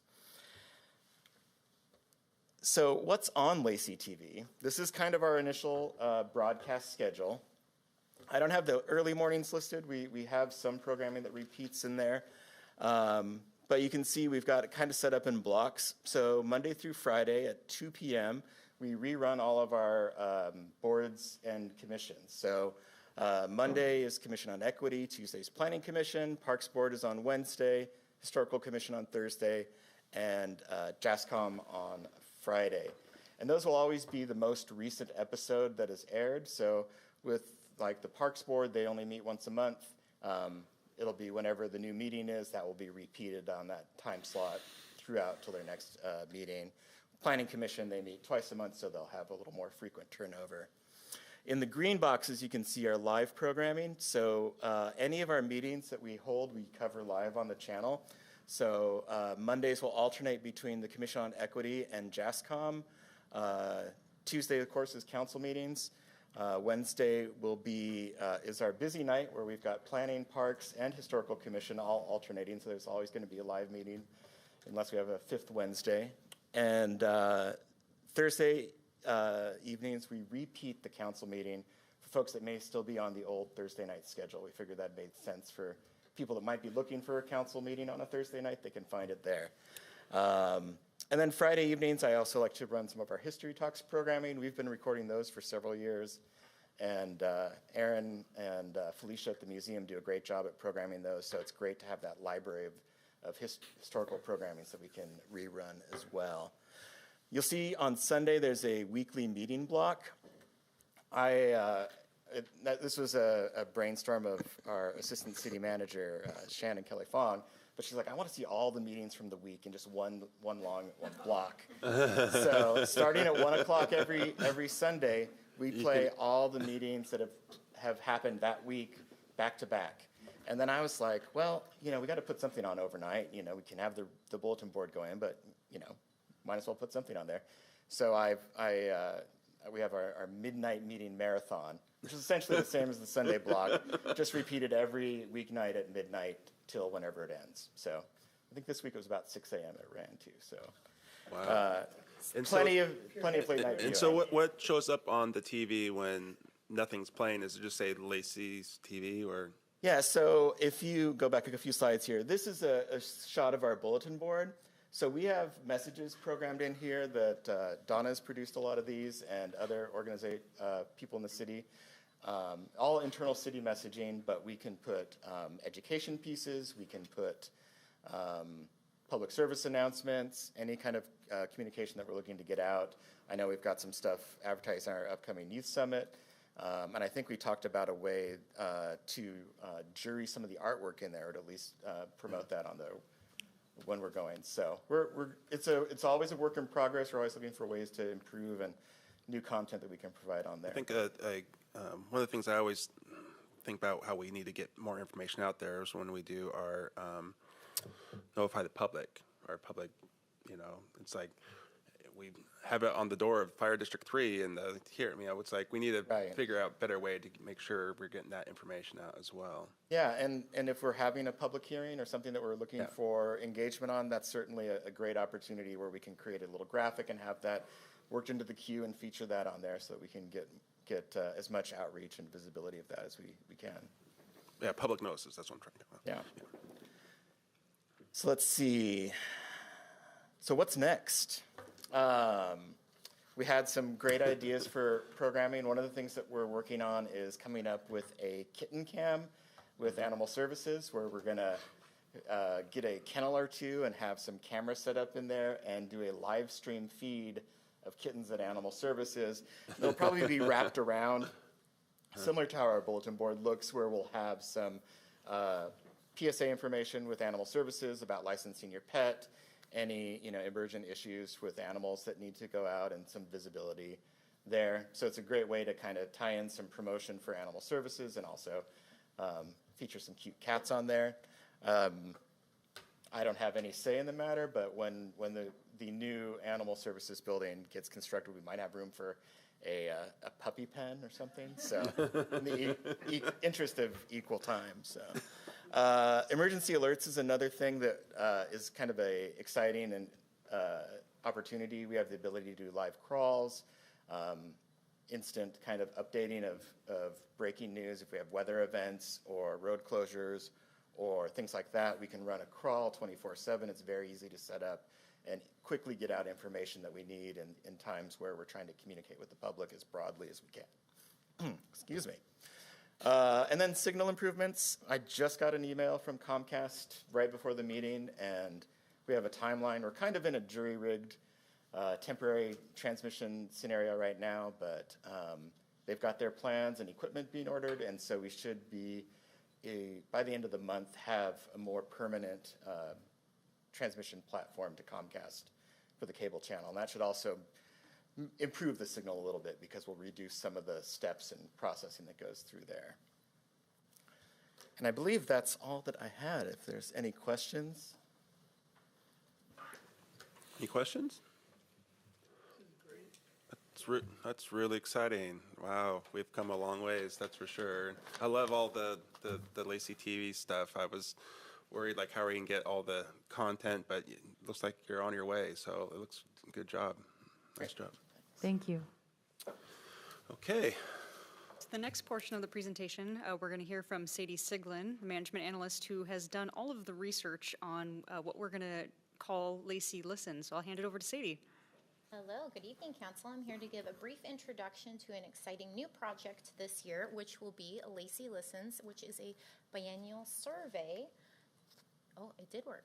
This is part of the Lacey work plan under the option to enhance communication and engagement efforts with the city. This is also embedded in our communications plan under our second goal to continuously evaluate and enhance external communications. This also builds off of our Lacey Cares initiative to continue to build community outreach and engagement efforts. And to do that, we are looking at conducting a statistically valid biannual community satisfaction survey to understand our community sentiments and needs. Why are community surveys important? These are important to discover our community's opinions, experiences, and needs. What's going on out there? What do they need from us? And how do they feel about the services we as a city provide? And how could we potentially improve those services?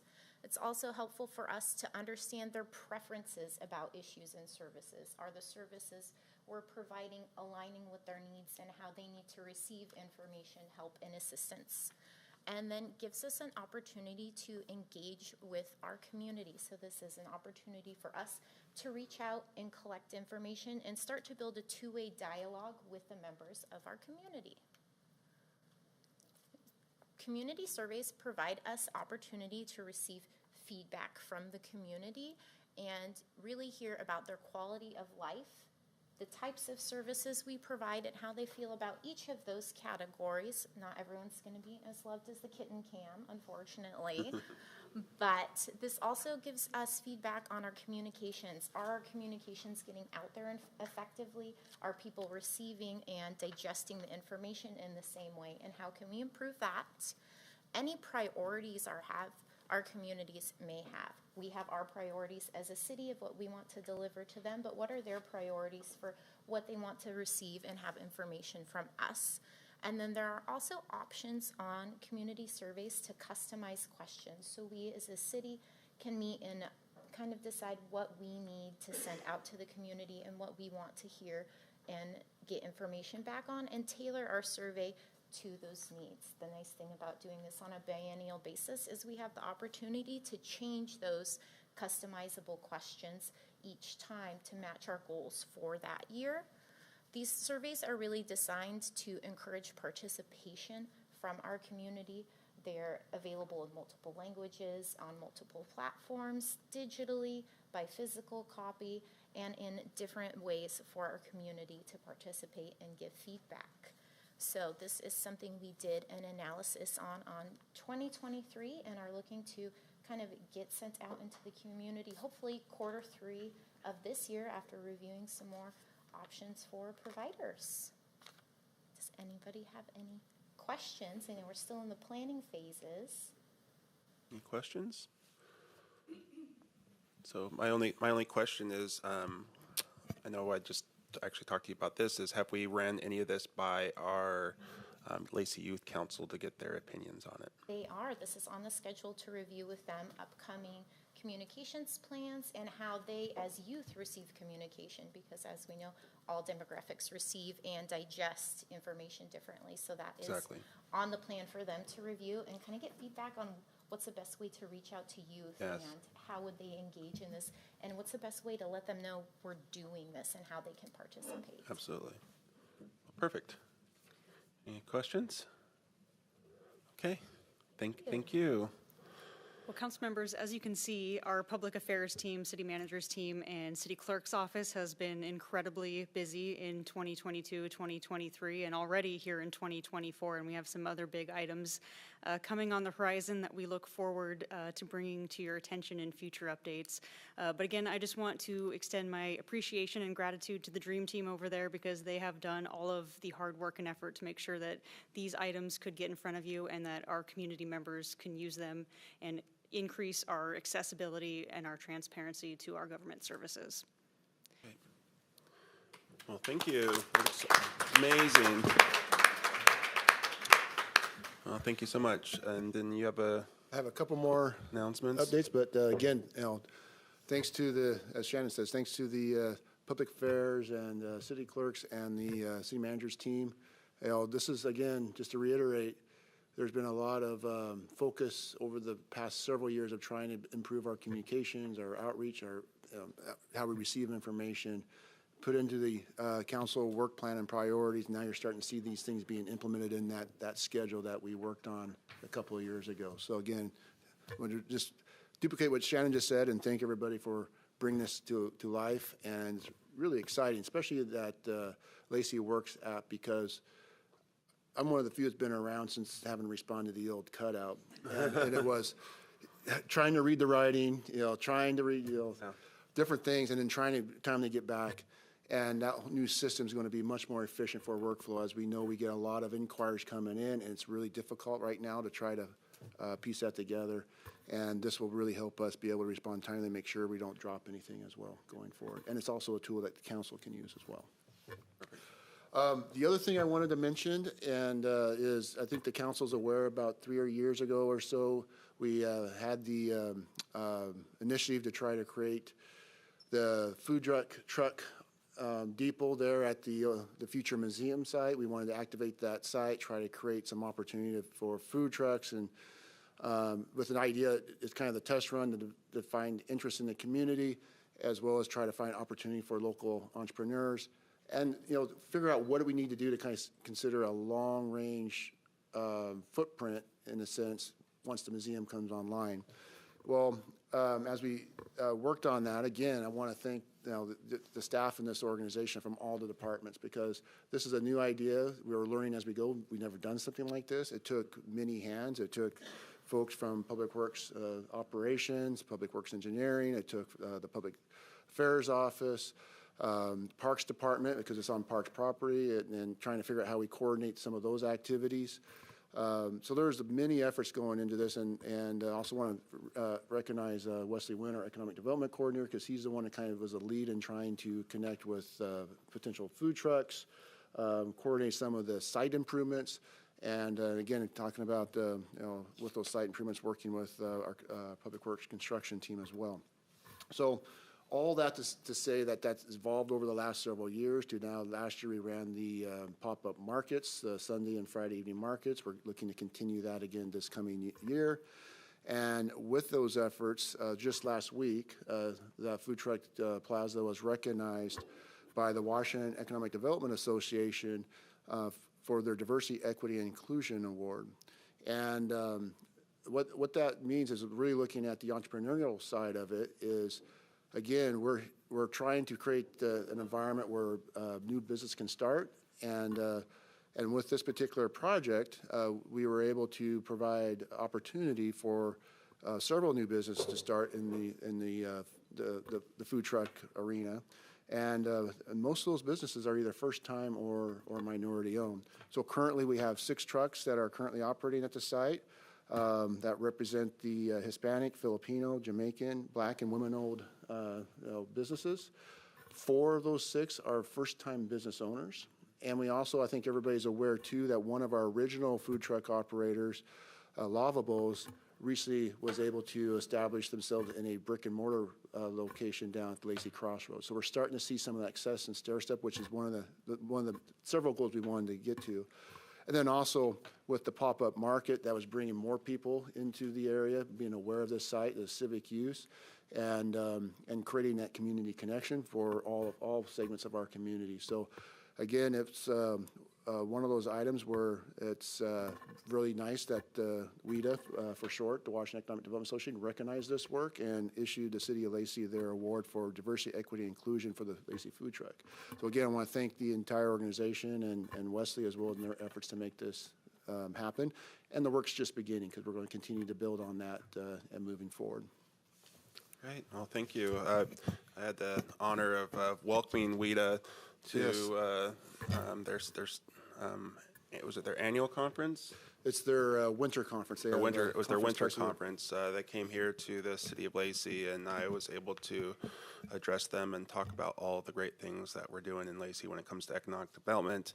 And it was really interesting because I've talked to some of the members there, and they're just not used to hearing elected officials talk about economic development. And so it was pretty cool. And if I can just add on to that too, well, thank council for all the council support over the years for these efforts and trying to create these opportunities and business development and business support. It isn't shared that frequently amongst all the jurisdictions in the state. There are different arenas, different opportunities, and so hearing from some of the other economic development practitioners at the conference, they were very complimentary of what they heard in the mayor's presentation as well as this award, and also their experience over at St. Martin's.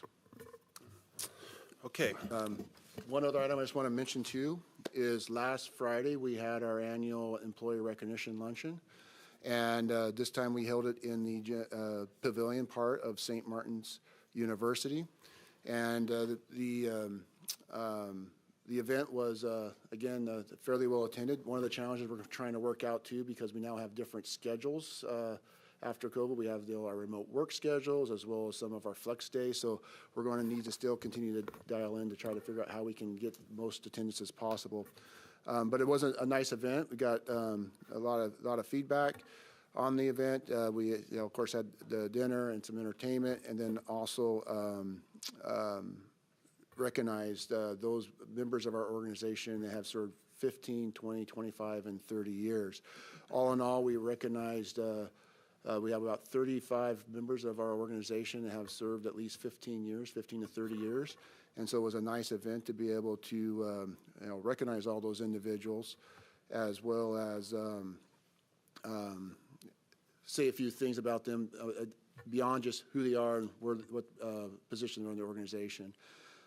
So again, it was a nice event, nice way to recognize a lot of our staff, and I also want to thank those council members that had the flexibility to be able to attend as well, because I know that the staff appreciated as well as your words at the event. So that concludes my report.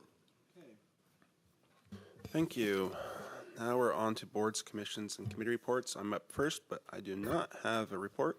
So I'm going to just go straight over to Deputy Mayor. All right, just one quick report. The Thurston County Economic Development Board met on February 28th.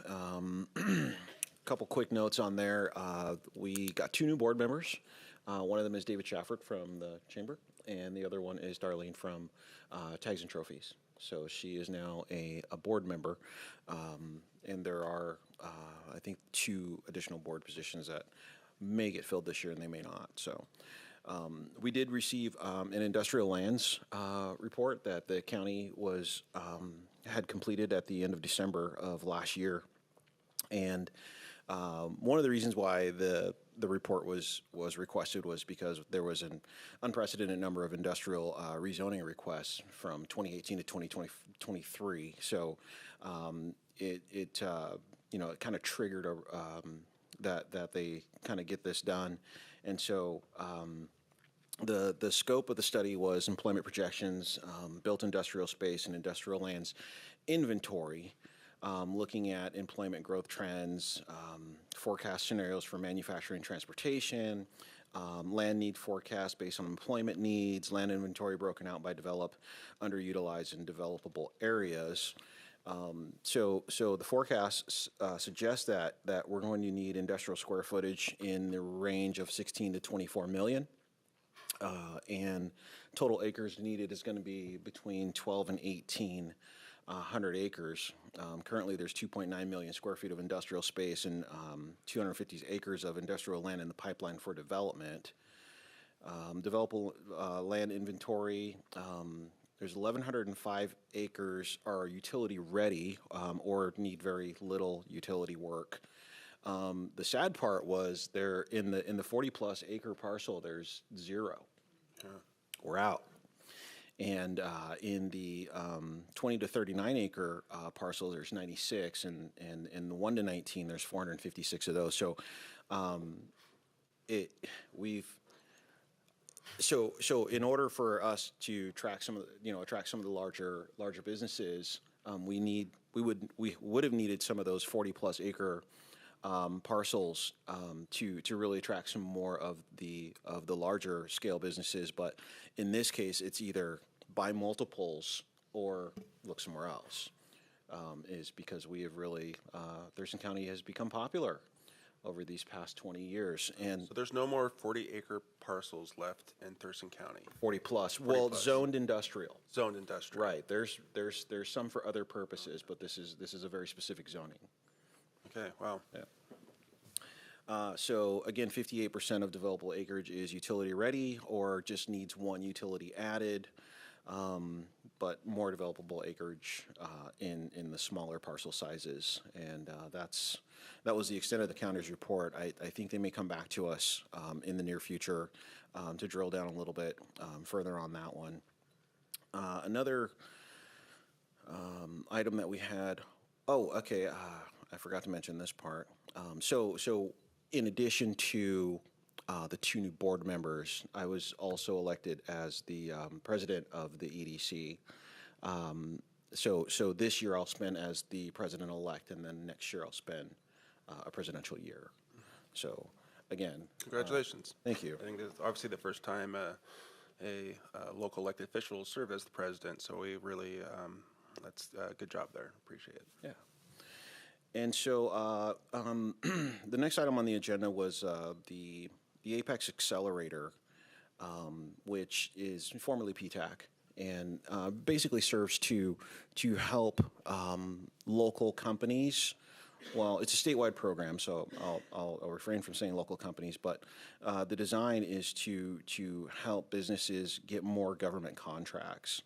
And so the EDC has some pretty good numbers on that, and they seem to be missing from my notes. So I do remember that of the 485 businesses that use the Apex Accelerator, 19 of them are from Thurston County, representing a little over $2.1 million in new contracts that these people were able to compete with government contracts for services, for manufacturing, all different types of areas. So the Apex Accelerator has really generated a whole lot more small businesses getting government work in the last 5 years, and so their economic output is becoming kind of off the charts a little bit because of how much work they're doing. So this one is just for the state of Washington, and it is located here at our EDC. Yeah. they're Which is doing why a we've great been job. so successful. I mean, the EDC has been focusing on PTAC for a long time to the benefit of our community. And of course, being out of this EDC right here in Thurston County, I think has been beneficial just to be able to get the word out. And of course, then it's our close proximity of Joint Base Lewis McChord. That's been the other thing that's been helped with those PTAC numbers. But the EDC has been doing a great job for a long, long time, having that be a focus. And those numbers have just gone up and up and up over the years. So that's, Yeah, they're really killing it. they're doing a good Yeah. job. And that is my report. Great. Next up is Councilmember Greenstein. Thank you. I just want to report tonight on February 21st, EMS Medic 1 met. Super busy right now at EMS Medic 1. There's a lot of subcommittee work going on. We've got a bylaws committee. We're rewriting the bylaws. We have a long-range planning committee going right now to put together a strategic plan for the next 20 years. I sit on both of those as the vice chair, so it's been really busy for EMS. But this meeting on the 21st, just two things I kind of want to bring up. One is we are starting a nationwide recruitment for paramedics. Never done this before. They've always been able to do it locally. But we need more paramedics right now than we've ever needed, because the plan is next year to bring on that 8th medic unit, which is what the voters approved the tax for last year to fund an 8th medic unit. In a typical year, we're only able to add about 3 to 5 is the most we've ever been able to add paramedics to the system. We need to add 25 this year. So it's a huge undertaking, which is why we're doing a national search right now. The difficulty is that there's a shortage of paramedics nationwide. So every department in Washington and across the country are struggling to get enough firefighter paramedics. So it's going to be a difficult one. For the first time ever, we're actually going to pay transportation expenses. So we're paying airfare, putting them up in hotel, feeding them, doing all of that for the people that are the 10 highest test scorers to bring in for their actual interviews and such. Wow. So we're only going to do that for the top 10, but that's a huge undertaking for that team. Then the other one I just wanted to bring up is the transportation. So in the past, over 85% of all of the transports by Medic One have gone to Providence, right? We have been trying hard to bring that number down a little bit because, as everyone knows, there's been some serious backups at the emergency room at Providence. We last year actually were able to get, actually in the last 6 months or so, been able to get that down to about 75% of the transports. So we're now using the new freestanding ED that we have here in Lacey. They're taking transports. Capital's taking more transports than they were in the past. And even Centralia Providence is taking some of those. So we've been able to reduce that number. Hopefully that will help reduce some of the backup at Providence. And we'll be getting more on that in the work session coming up here in the near future. That is my report. Okay.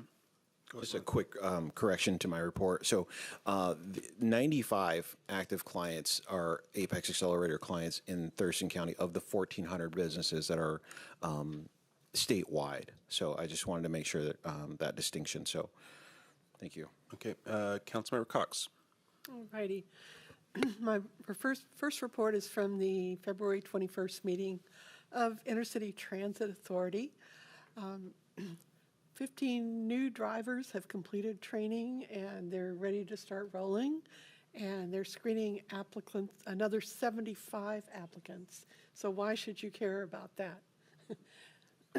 Getting enough drivers trained and ready to operate buses is going to allow Intercity Transit to fully expand service to what it was before COVID failed us, including the express service along Martin Way, including the Dash service in downtown.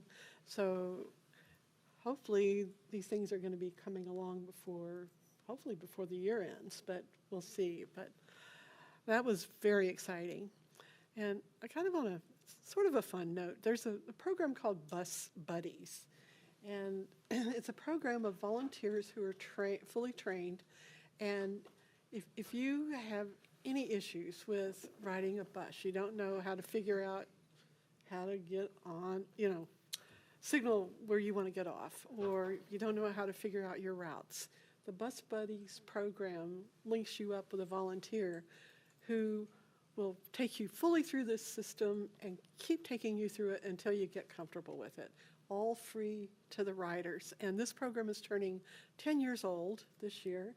And there's a community celebration on March 16th.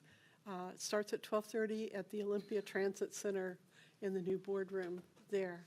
And it's just, it's one of those just really special things about Intercity Transit. Another thing that's coming your way, and the public may see something of this, is there's a student at Evergreen named Simon Sun who is working on his master's in environmental science. And he got really excited about the zero fare bus service and decided to do this big research project, his thesis on it. So he wants to examine factors that influence people's choice of public transit in Thurston County. And so he's starting with a online survey that people can fill out. And there's a QR code that will link to the survey that's posted all around. And then, the marketing staff is also trying to help. But he's going to be collecting some amazing data about what the needs are, because it takes a long time, once you find out what the need is, to be able to generate and give it to the public, because there's a lot to changing routes and adding routes and that sort of thing. So important stuff, and if you get a chance to fill it out, people do so, because it'll only make things better. We had an executive session to talk about potentially purchasing a piece of property not far from the Olympia Transit Center. and hopefully that purchase is going to go forward. We adopted performance measures for the general manager. And then a fun one that also I wanted to share with you is an employee, well, Lane Johnson, who's a volunteer at the Amtrak Centennial Station, asked permission for his harp circle to perform for train passengers. And so on February 9th from 1 to 3:30, riders got treated to this harp concert, just free, spontaneous, and fun. So it's just kind of part of the magic of living in this area. And I thought I'd share that piece with you. Let's see. The Lot Clean Water Alliance met on February 22nd. And we reviewed the year ahead for the board and elected presiding officials. So County Commissioner Ty Mincer is our new board president. And Tumwater City Council member Liada Dahlhoff is vice president. And I was selected to represent Lot on the Sea Level Rise Response Collaborative Executive Committee, as well as the Thurston Regional Planning Council. I attended my first meeting of the Sea Level Rise Response Committee, and they elected officers that day, and so I'm the chair now. It's like, hello, join this group and we'll make you chair. But I was the only one all members were brand new, and I was the only one who really had much experience with interjurisdictional groups, so yeah. So we authorized a $10 million low-interest loan agreement with the Public Works Board to fund a critical plant system upgrade for the Centrate building. We got updates from staff, including a voluntary odor survey at the main plant to verify that Lot remains a good neighbor. So people in the area will have an opportunity to weigh in on that. And at the end of the meeting, staff shared the National Environmental Achievement Award that Lot received recently for completing the upgrade to the main plant's nutrient removal system, which also helps with odor.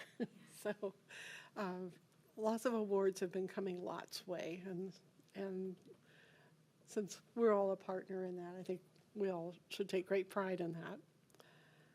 And then Regional Housing Council met on February 28th. We approved new members to the Affordable Housing Advisory Board and the Homeless Services Advisory Board. We spent a good amount of time on the Fair Housing Plan, which is required by the Federal Fair Housing Act, which protects people from being discriminated against in housing based on protected classes, race, color, national origin, religion, sexual orientation, gender identity, all kinds of things. And cities and counties and public housing authorities that receive federal funding from HUD must create plans for how they will spend funds, and those plans have to include a consolidated plan about how they're going to address the acts that are required here. So it's going to be another lift in terms of how we are able to use federal funds for housing here in Thurston County, but obviously an important one. So staff recommended that we prioritize 3 actions over the next year to development of affordable housing is key to addressing the gaps in housing needs for the most marginalized community members. So their staff is going to be presenting information for further discussion on how to identify those gaps and address them for that.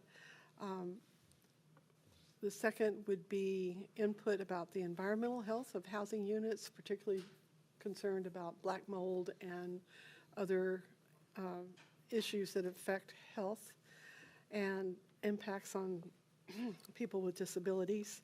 And the third would list any tenant protections enacted and identify gaps and opportunities there to help align those with all the jurisdictions. So somebody looking to rent an apartment could make a call to Lacey and a call to Tumwater and find the same experience, rather than each of us having different requirements. And then lastly, we began a conversation about how jurisdictions that belong to the Regional Housing Council can share existing policies around housing so that each of us isn't having to invent the wheel in our own little silos, and how we also might look at policy topics that the jurisdictions might be interested in co-developing together. So it was a good meeting and lots of exciting things to come. And that's my report. Okay, thank you. Councilmember Vasquez. Thank you. I have one report. So the Thurston Regional Planning Council met on March 1st, last Friday. I tuned in remotely to chair my first meeting. That was a little awkward. Everybody else was in the room, and I was remote in California for my daughter's gymnastics meet, but we made it work. We recognize Clark Gilman's service on TRPC and the Transportation Policy Board because he's stepping back after many years and volunteering for essentially every subcommittee that ever was. So he was very active and involved and engaged with that group, and just a welcoming presence that makes, always made new folks feel welcome when they just were stepping onto that commission. But one of the main things that we talked about during the meeting that I wanted to share with this council has to do with the Growth Management Act housing needs allocation. We had a presentation a couple of weeks ago on that topic before it went to TRPC for discussion and a vote. We continued to talk at the meeting on the 1st about the disconnect between the recommendation, and that's what it is really, it's a recommendation in that housing needs allocation report, that about 14% of the future predicted housing is going to be developed in our rural areas of the county. That is a disconnect with our climate plan, which calls for no more than 5% of our housing to be developed. And so there was a lot of conversation about, how do we fix that? Because people had been contacting us and emailing and saying, don't approve the housing needs allocation because it says that 14% should go into the rural areas. Well, what that housing needs allocation is really for is identifying which income levels need to be able to purchase housing between now and 2045. So it's not so much about where the housing needs to land, although that is important, and it was a lot of work to figure out the prediction of where housing units were going to develop in the next 25 years, 20 years. But it's more about, the main point of that report is making sure that we have housing that is accessible to different income levels and how much housing we're going to need in particularly the low-income areas, because we're not seeing as much low-income housing developed as we need. We have a housing affordability crisis in Thurston County. But there was a lot of talk about, how do we make sure that we're building the right amount of housing at the right income levels, but also lining it up with our climate goals? How do we incentivize the development of more housing around our urban centers? And so we did talk a little bit about, this is a recommendation. This is not the end of the story. TRPC is not dictating how much housing will be built. They did a forecast based on current zoning. Mm-hmm. But this is a tool that we're going to use for our comprehensive planning, mm-hmm. which the cities are all going to be engaged in for the next 2 years. So it's incumbent on us as jurisdictions to figure out if there is anything we can do with our comprehensive plan development to incentivize housing being built closer to cities. Mm-hmm. And we can. In fact, there's in the Buildable Lands Report from 2021, it provides some alternatives. It says, if more housing was developed than we predict in areas, and it gives a map of the areas in Lacey, Olympia, Tumwater, and the county. If more housing was developed in some of those core areas around one of the main areas is the Martin Way Corridor, mm-hmm. Then we could actually shift some of that housing out of the rural areas and closer to our urban centers. But for us to do that, we probably need to take some kind of action, right? We need to implement some kind of incentive. We need to change some of the zoning in those areas to make it possible that more housing is developed closer to town. And so I think we should talk about that, because we're going to be, we're just starting to have our conversation about our comprehensive plan. And we all talked about, sustainability and density during our conversation last week. So this is kind of where the rubber hits the road for us, is marrying up these two concepts. That was mostly what we talked about. We also heard a presentation on just how well Thurston County is doing economically. We're in the midst of developing or joining an economic development district, which I think the EDC is probably going to be very involved in, the Pacific Salish Economic District. We had an update from, I'm blanking on his name. Michael Cade, thank you. Everybody knows him. But just talking about how advantageously situated we are in terms of our economic engines, like our arts and our brewing and our agricultural sector and our Lacey Makerspace, all these things that put us in a really good position to have our economy grow over the next 10, 20, 30 years. In fact, we're one of the most robust economies coming out of the pandemic in the whole US. So that's very exciting. And I just hope that we are able to keep pace with the housing needs to make it possible for people to take those jobs that we need to build our economy. Yeah. Well, it's what we've been talking about for a long time with our housing needs, right? Because we know the when you build in cities, it's the most expensive land to develop, right? The farther you get away from cities, the less expensive the land is. And so that goes against our climate goals. And there's nothing to, it's very difficult to change those, the markets for that. We want more people living on our corridors, but our corridor is the most expensive place to build right now, especially given the fact that most of the corridor is in our urban growth area where developers don't even want to touch it because it's too unpredictable to build there, because you have to deal with the county and the city. And so we're going to be running this issue for a long time, and I'm definitely open to having more discussions on how we can incentivize it, because it's going to take major incentives if we're going to try to figure that out. We've talked about changing the way that we do the multifamily tax exemption, right? Because it's sort of, we targeted it at the Woodland District, but it does not have to only be there. Yeah. It's just starting to bear fruit after being in place for 10 years, 15 years? It's been around for a while. But that's the only place it's the only place we currently have it, and I think we can have some discussions on expanding it to the Martin Way corridor and seeing what that would do to it. But we need to figure out the permitting issue there first, where nothing's going to happen. Yeah. Anyway, that's a topic for another day. If I may, before we move on. Sure. I was in the room at the TRPC meeting while Robin was presiding at her first meeting as chair. And she did a fabulous job. I'm sure she did. Yes. We're very lucky to, and TRPC is lucky to have you chair them. Okay, Councilmember Dunning. I don't have anything to report, but I do have a leftover thought about Lacey Life, if that's okay. Oh, please. So not that, and if this is not even feasible, or maybe there's a rule against it, I totally understand. Not that the City of Lacey Facebook page isn't absolutely riveting, but Lacey Life, I think, has the opportunity to highlight some really specific things that might engage people in a way that necessarily a government, City of Lacey Facebook page or social media might not, or not everybody wants to see public notices and those sort of things. But if it is possible, I think Lacey Life would be a great social media presence to highlight great things that are going on with our city, and that's kind of a big focus of mine. So I don't know what the rules are on that, but just a suggestion to file it however you want to, or shred it, or whatever you want to do with it. No, I think... Yeah, having a Lacey Life Facebook page and Instagram page, and utilize it to post events and highlight Lacey. Some of the things that we already do on the City of Lacey page, but City of Lacey page isn't going to engage.